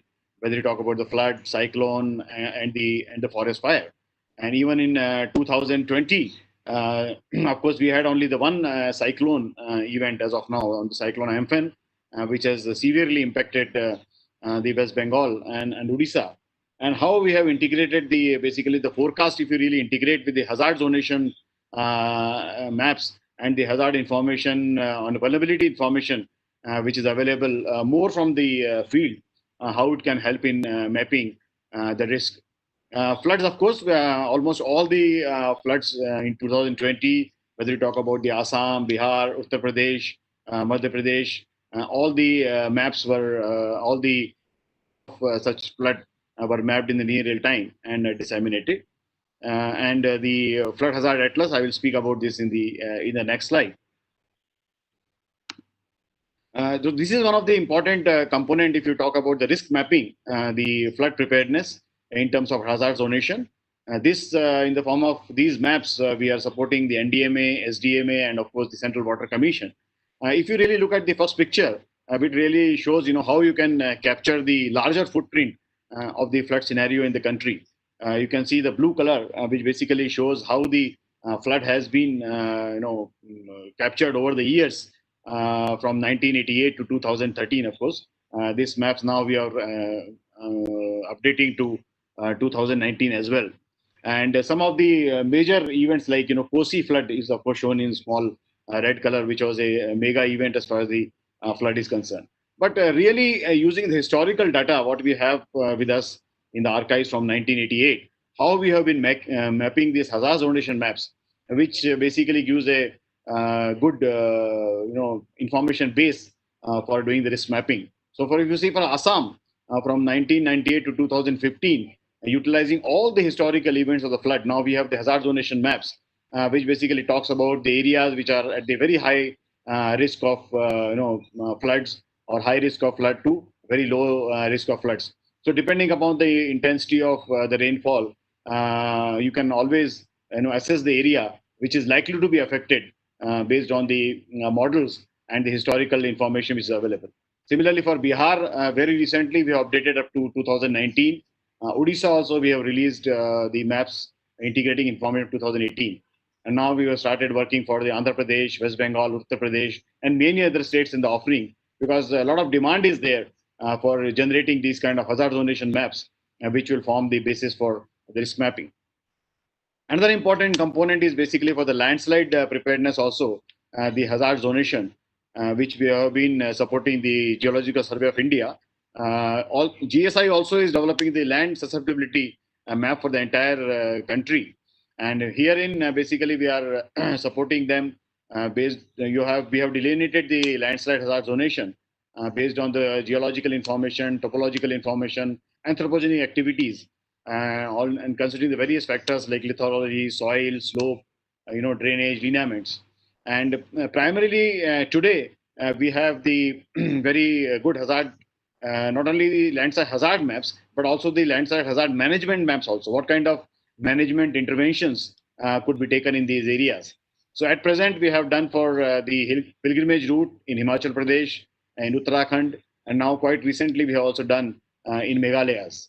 And now we are working on the Western Ghats, particularly in the areas in the Western Ghats, particularly covering the Kerala area also. Besides this, another important activity what we have now taken up is about the landslide inventory, and also generating the database on the land rainfall figures. I request you to also kindly do the sum up in 2-3 minutes, because we have. Sure. And this is what I was talking about, the early warning systems basically we have on the cyclogenesis and the prediction of the cyclones. This was showing basically one example of the MFAN, which you can see it was predicted through the models on the 20th May in the late afternoon. And if you see the when it was observed also, it was observed at 20th May at 14:30. So within an accuracy of plus minus 30 minutes, the landfall was predicted, and it was observed as well. This is another important area of risk mapping which are doing particularly for the forest fire. So wherein within half an hour of the acquisition of the information from the satellite data, we are providing the information to the Forest Survey of India as well as the state forest departments upon the information on the forest fire alert locations where the fire is going on, and as well immediately followed up by the burnt area assessment, which also historically build up a database for risk mapping. This is one I was talking about, the tools and services. We have now n number of tools, basically the decision support tools and the geo portals. We basically disseminate this information, the special information which is generated by ISRO over the years, and various web services in terms of WMS and WFS and the GeoPDF are basically disseminated to the users. And the information is also disseminated through various platforms like SMS, also through WhatsApps and emails. And also, we are building up the application services to also collate data basically from the field. So this is my last slide. I wanted to tell you about the future interventions. Very soon, we are going to have the GISat-1 satellite in the orbit, which will not only provide the near real-time information and also the spot monitoring. Suppose any place, any disaster event has occurred, you can constantly monitor area almost near real time, and the data can be disseminated to users. We are also planning for a separate constellation for the disaster management SAR, wherein you can do anytime, anywhere imaging. So almost a constellation of 4 satellites will be placed in inclined orbit. So every 4 to 6 hours, you will have the visibility of the same area, basically, which will generate the huge amount of information for the risk mapping as well as mapping the disasters. And of course, the resource set 3S for improving the elevation data. So at 5-meter contour information, you can generate using the resource set 3S. And of course, as I told you, we are now, what gentleman was previous speaker was talking about the ALTM data, which we have completed now for Bihar. We are now going to take up for other flood-prone areas of India. So overall, this is how the satellites and the special information will be contributing towards the risk assessment for the floods, landslides, and the forest fires. Thank you. Thank you very much, Mr. Shantanu Bhattavatikar, regarding giving this insight from ISRO, that how ISRO is doing for the Prime Minister agenda and taking this risk assessment to the ground from satellite imagery to the people of in the affected areas. And you very well mentioned that anytime, anywhere imaging, along with the understanding risk through risk assessment. Real-time monitoring is very important, and many of us were raising this concern and issues that how the data can be attained or on a regular basis with our own capacity, so that any time when we need to do the risk assessment could be done. And you have given a very good insight from the ISRO side. Thank you very much.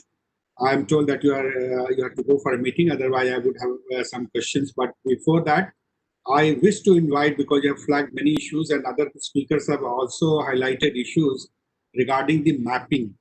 And when we talk about this mapping, we get to know that who is the custodian of the maps in India.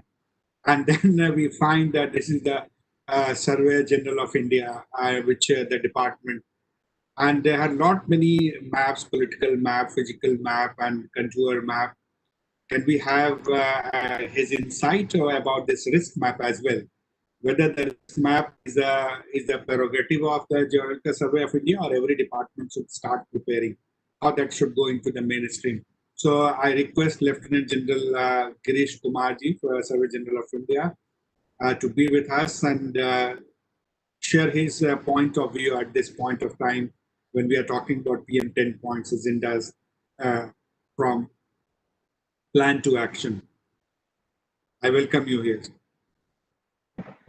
Very good afternoon to all of you. Namaskar. Santoshji, thank you so much for inviting me to address in this webinar. I have been hearing a lot during this. Of course, I joined from 12 o'clock onwards, but a lot has already been said and discussed, and there's a lot of demand that very high resolution base map should be available.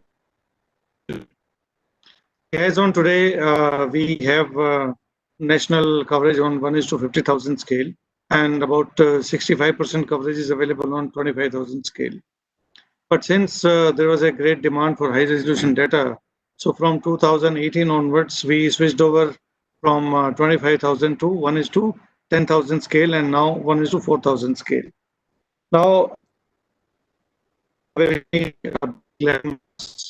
3.2 million, 3.2 plus million square kilometer. So covering systematically covering the entire land mass will take about 4 to 5 years from now onwards, from 2018 onwards. And we are going to provide these maps very shortly.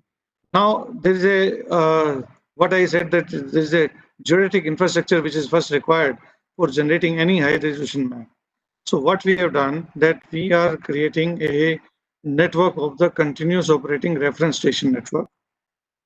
Already we have awarded work for the state of Karnataka, Maharashtra, Uttarakhand. What this infrastructure will do, infrastructure will replace the entire GPS system, or what we carry, the DGPS system. So these towers will be there, these stations will be there at a distance of about 80 to 90 kilometers apart. If you have a rover and you stand in a place within that network, then within 1 minute you will get accuracy of 2 to 3 centimeters. So that will expedite the provision of the ground control point, and also it will reduce the cost of ground control point also. Because as on today, if we send in a network mode, so we send a team of 5 GPS operators, and they provide only 10 points in a day. So it means it is very, very cost cost intensive work which needs to be done. So now slowly and slowly we'll in the next 2 to 3 years, we have plan, it's already approved, and we have the plan to take this CORS network in the rest of the country also. In 2020, this year itself, again, we are bidding for Rajasthan and Punjab. So 6 states will be covered in any case, but then we want to take it for the next 2 to 3 years. Similarly, height is one of the very important when it comes to disaster management or risk assessment. So whatever benchmarks we had till now, they were based on our 1906 and 1907 datum. Now in 2018, we have revised our vertical datum also, which is based on observation on both the ports. That is 4 ports on the east coast and 4 ports on the west coast. So new vertical datum, which is based on a geoid modeling also, has been revised. And now we are in the process of taking our new vertical datum from the coast to the Himalayas. Now, for this, we need to do about 2 lakh linear kilometers of high precision leveling. That is forward direction and backward direction also. So all the Survey of India offices throughout the country, they have already started from 2018, and we have covered quite a bit. And we hope that in next 2 years, even the new vertical datum will be available for the rest of the country. Along with this, we are doing gravity observations. We all know that most of the developed countries, they already have the geoid model in their countries. But in India, we didn't have till 2018. So we started working on the geoid model also, because providing height control using level, digital level or any auto level, is a very, very laborious task. One person in a day with a team of 6 persons, they can provide only they can cover linear kilometer of only 4 to 5 linear kilometers. So it means if I have to do 2 lakh linear kilometers, then it is going to take decades. So what we have done, that we are providing a geoid model, which we have already completed for the state of Uttarakhand and UP. and now for Bihar and Jharkhand also it is done. So if you have a GPS height, so then it can be converted into automatic height immediately within a fraction of seconds. So one can imagine the kind of ease it will provide in height control point also. Because these are very important components when we say the terrain mapping is to be done. This and for the state of West Bengal, I think it will be through in another month or so. Then in Kerala by end of this year. So systematically, we are going to provide geoid modeling also for the country, and we'll provide this as a service to the genuine users of the government agencies also, and slowly based on the Ministry of Defense guidelines for the private users also. Now, having said this, that the geodetic infrastructure in terms of positioning, then in terms of elevation, this is what Survey of India has been doing it. Now, coming to the mapping part of it, we have already started generating maps on 10,000 scale, and most of the part in 4,000 scale also using stereo imageries. Now, there was a requirement of generating very high resolution digital elevation model along the 5 rivers in the northern India, which was required by National Hydrology Mission, National Hydrology Project under Ministry of Water Resources. So that also we are providing 50 centimeter accuracy data using LiDAR-based technology platform, and then because of the COVID, it got delayed. Otherwise, we were expecting to complete by June. Now, because of the monsoon, again it is held up, and we'll again start acquiring data, and then it has to be field tested because it has to be certified. Because somebody has to say that okay, this 50 centimeter means 50 centimeter, and this is where now the geoid modeling will also be used to convert ellipsoidal heights to the orthometric height. Similarly, we have drones for mapping like entire Haryana. The project is already on. In the Karnataka also the project is on. And under Swamitva project, we are going to map 6,62,000 villages on 1:500 scale, along with the 20 centimeter vertical contour interval also. Now one can imagine the kind of high resolution data which is being generated and will be sharing with most of the agencies, including NDMA or other agencies for their disaster mitigation plans. But it all will take about 2 to 3 years or 4 years. Now, here my suggestion would be to NIDM and NDMA that please work out a comprehensive plan, that what is the requirement you are looking at. Now, there are a lot of agencies like the previous speakers and Mr. Deepak Singh also mentioned that there's a lot of work being generated, data is being generated, and everybody is doing in their own way. So why can't we, as a national mapping agency, we can be told that, okay, that this is what is required, and we can give you a comprehensive plan, and you can give your priority areas, that this is where the first data set is required, so that duplication of assets, duplication of the data sets is avoided, and we don't waste government money. And seeing in the economic condition in COVID-19 situation, we need to be more careful that we don't spend a single penny in generating a duplicate data sets.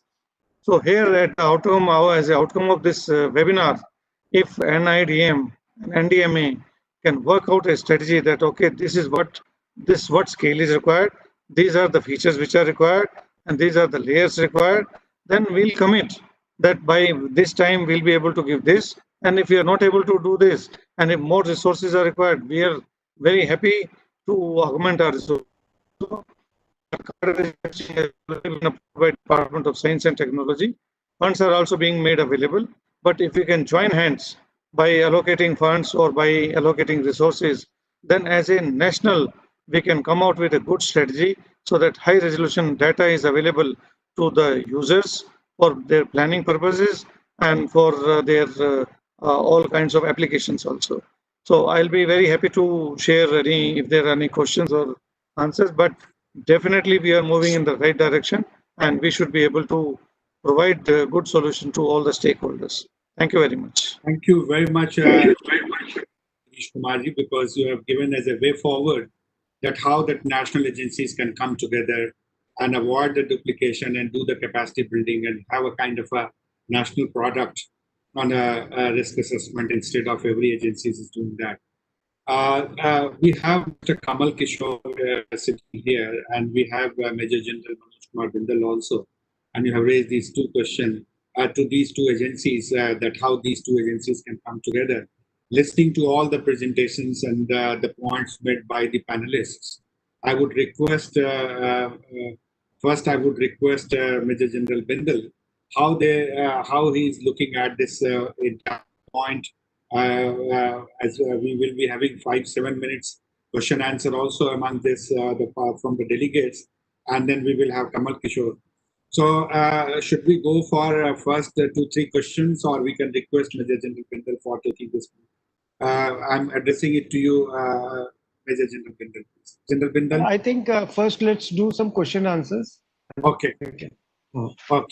So any participants, you have listened to all the presentations and points made by all the panelists, very, very important points, and 2 case studies that how they have been doing risk assessment, Uttarakhand and Andhra Pradesh, and the kind of challenges they are facing, and how this could be taken as a actually optimum use with the CBA analysis to be done, and then how that can be put to use. Any question on these lines in the presentation you have heard? Any delegates who wish to mention, although I have seen the chat box is full of questions and admiration, especially on the entire inputs given by the delegates or the panelists. One question which I see as a kind of they are asking in terms of digital SOE sheets, J values, sometime match with the hard copy of SOI sheets. It's a technical one. So anybody would like to pick at spot heights and the hilly areas, cliffs, how to rectify it at the cliff. So this is one question which has come.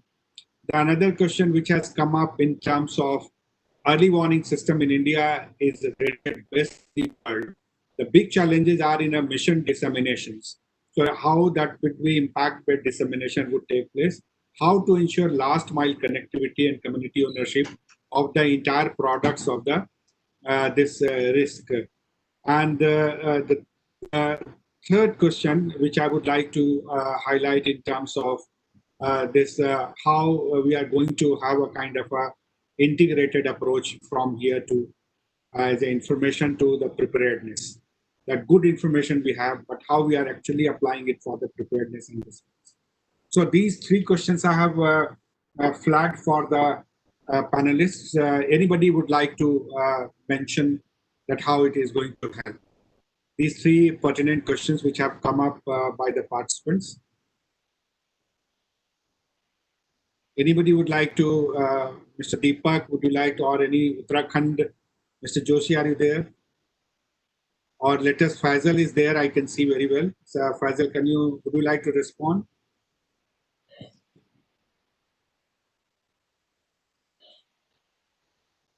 Or let me have this then Major General Bindal to take this, and on the what Lieutenant General Girish Kumar has mentioned also, that to take forward. A lot of initiatives are taking place in silos in different states and all. How at national agencies at the way forward of this work?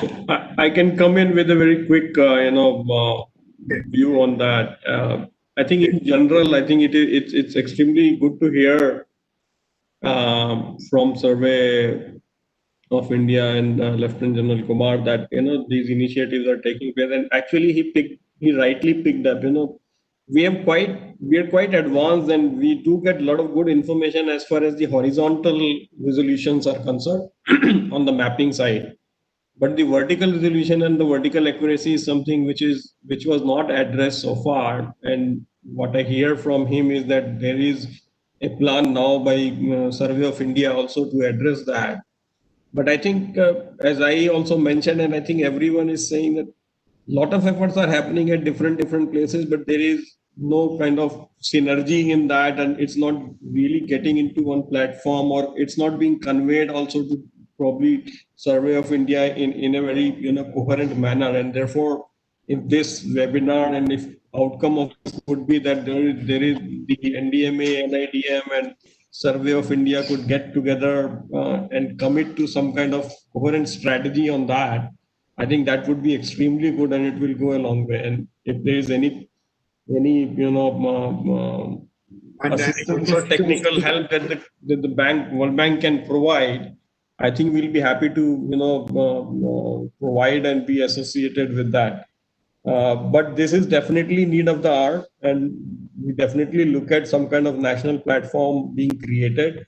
Otherwise, doing these things, I mean, to be frank, the Uttarakhand risk assessment has been done using the SRTM platform, which is a 30-meter resolution. In absence of such data, a large part of Andhra may also be using that. These are okay. These are not even, I mean, this is not acceptable that we have this level of, accuracy fed into our models, because models are like, in very crude terms, whatever you input, you will get the same thing. So if your input data is crude, your outputs also will be as crude. But we are looking at going to impact forecasting, where you can precisely tell how many people will get impacted, what kind of infrastructure will get impacted, if there is a flood, if there is a cyclone, and things like that. So, and then therefore we need very precise information. I think it's good also to understand that even ISRO is doing taking a lot of initiative, and there is a lot of improvement in predicting the location of cyclone, intensity of cyclone, and things like that. But there are certain areas, particularly this mapping part, where we need to have much more effort than what is presently there. Thank you. Thank you very much, Deepak. Anybody else? Any last question from our participant before we request ED and IDM and to Kamal Kishore? So okay, so now floor is open. You want to say, Faisal, something? Okay. Yes. I just wanted to add one more thing. So when we do this threat modeling, and Deepak sir has already explained about the issue of getting the accurate digital terrain model. Whatever is available from most of the service providers are digital surface model. For the accurate mapping, we need the digital terrain model. And then when we go for a river basin mapping, for example, the major floods, major rivers in Krishna or Godavari, whichever is in Andhra Pradesh, we have to map the entire river basin. So this river basin is not just confined to this one state alone. This Godavari state has covering in Maharashtra, in Orissa, in 3-4 other states are covered. So for the mapping purpose, we need the DTM of covering 3-4 areas. So when at national level, the mapping exercises are prioritized based on the major river basin level, we can also plan like, okay, first we will go for the mapping of the major rivers, so on. So accordingly, a combined meeting of the states can be worked out and the data requirements can be prioritized. Thank you very much. The idea of this webinar was that the two models which we presented from there, and Andhra and especially Uttarakhand, along with the brief mentioning of Gujarat and Himachal Pradesh, that what they have been doing, and also that national agencies, what they are capable of and what they are doing it. So that Survey General of India mentioned, and also ISRO has mentioned these two the excellent presentation. So now the time has come to that collate and move forward from here, that how the capacity of Bihar or how the capacity of Assam or how the capacity of other states, West Bengal, can get together with the support of national agencies, so that we can take the outcome of the workshop that what has been flagged by Survey General of India, Lieutenant General Mr. Kumar, and he mentioned about that that national agency should come together. So I'm offering it to General Bindal, the platform, to take this from here. General Bindal, before we request Excuse me, sir. Mr. Girish. Yes, sir. One question one of the participant has asked, how these risk studies can be basically go for the common people and for the basically for the locals. Okay. So for this, sir, because we have a lots of model, but I am finding that the risk communication strategy, it is very important to be drafted at the national level also, it should be required for the state level also. Without the risk communication, proper risk communication, sir, we cannot do it very properly. So for the risk communication, we should be reach to the each and every part of the, we can say the country or the state, every part. And for this, how we can make these models for a very easy way to understand to the local community to use this kind of the mapping system. And another very important point what Faisal has raised, because in the Uttarakhand studies, sir, what we are founding now, as the Deepak sir has also said, because this due to this DEM and DTM model, because the hills, sir, there is a lots of problem, because when we go to the hills, the flood, if we are running the flood model, so it is going, when we are checking these things, so the entire this flooding will be it is not very accurate. So for this, DDM and DEM models are very much required, and I think Survey of India is nowadays are doing very wonderful work regarding this, and they are also in touch with our we are SDMA are also in touch with these Survey of India's the scientist and this person. So we are also trying to incorporate this kind of the mapping into our system, and I think it is very much required that these kind of the models are required. Thank you very much, sir. Very much, Mr. Joshi, because one myth has certainly broken, that putting it that risk information in the public domain does not affect that investors coming in and not coming in. The many myths were there earlier that probably if we put the risk atlas, and then probably it will discourage the development partners. So that myth has been broken, as you all have given on the website and all. So now what national agency should be doing, and the challenges from webinar to forward, I request ED and IDM Major General Bindal to kindly address the audience, please. I feel that the two more went out, and the talk given by the General Girish have been very, very informative and are very useful. We are now coming up with 3D maps, which is readily accessible to all by bringing the vertical dimension. The moment 3D maps have come into local use, where everyone is able to see for himself rather than it is restricted to a few agencies, it will bring about a great change. Today, all the maps that we're talking about are not to the local population when they are planning. So everywhere they're dependent upon some agency to tell them what is good and what is not good.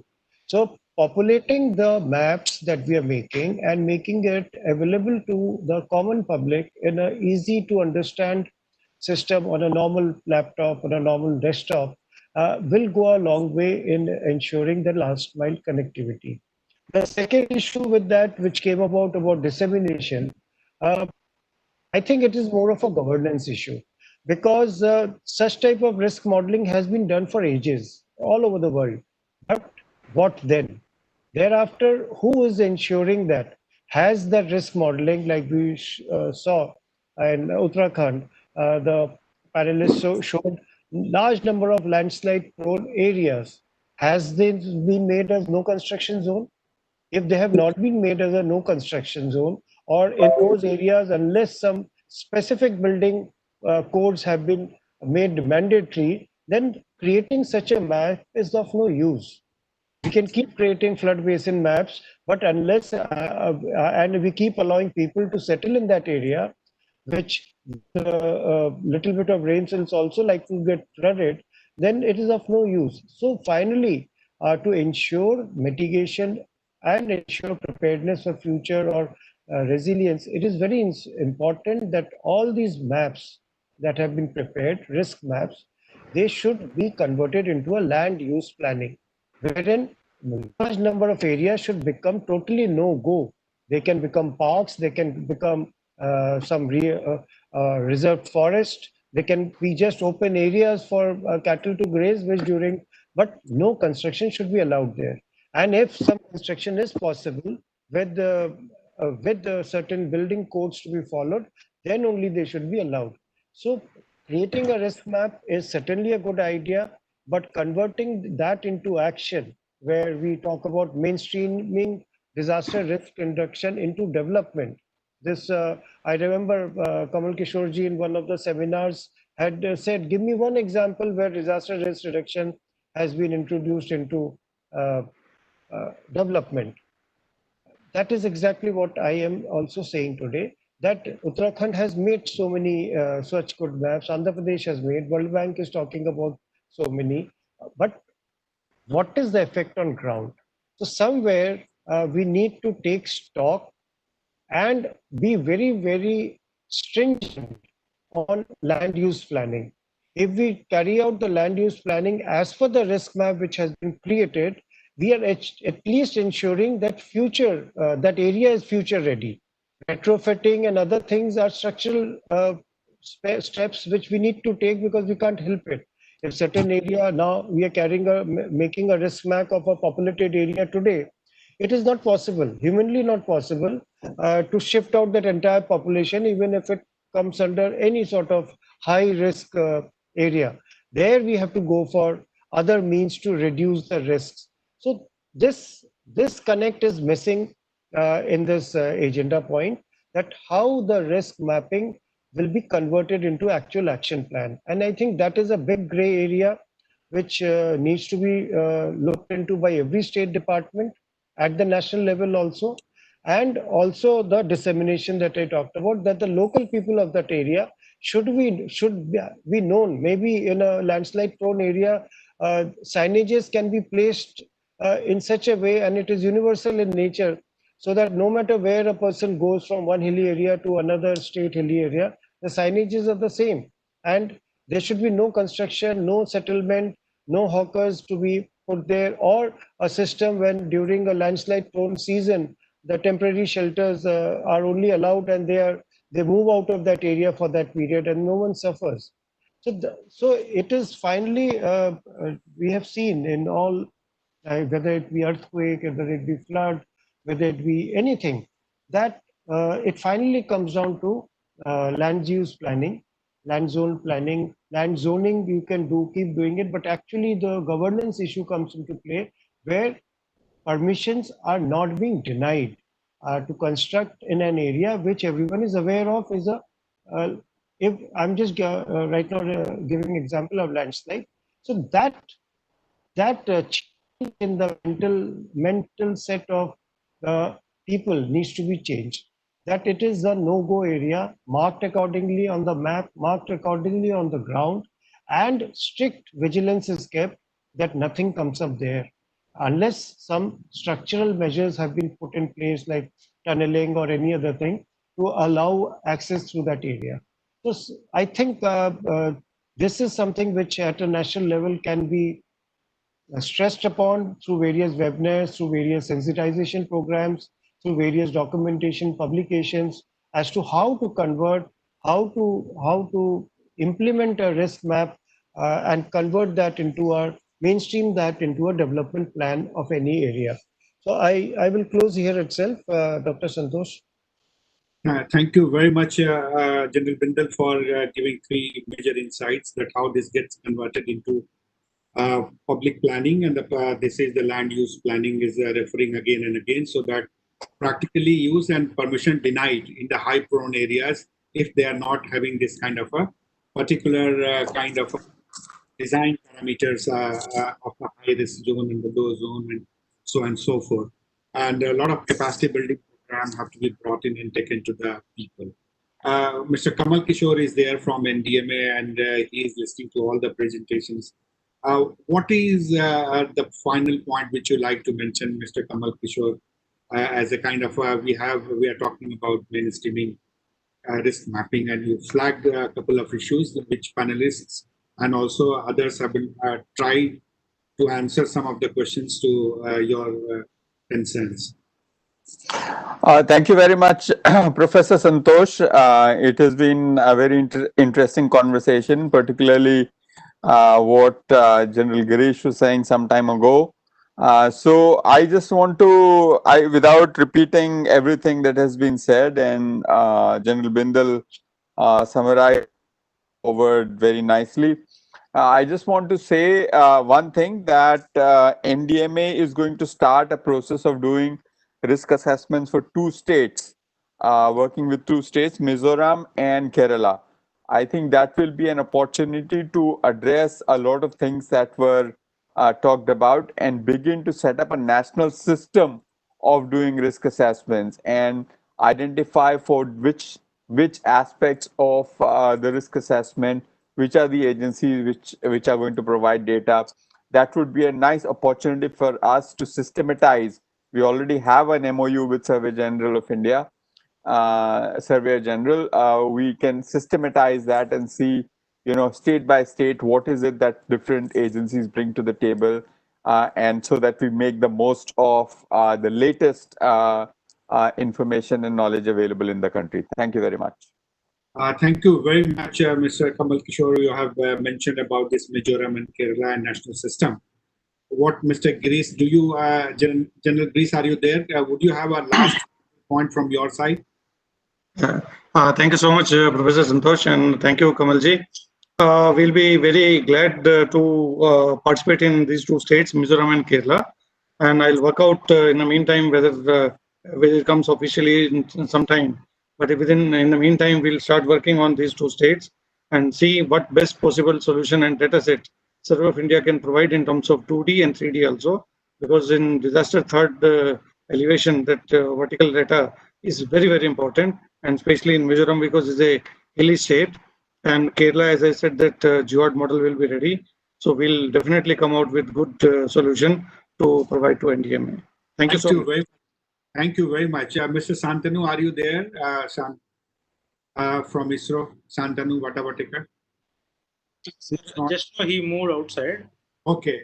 Okay. So from our side also, we can participate in this national program with Kerala and Mizoram.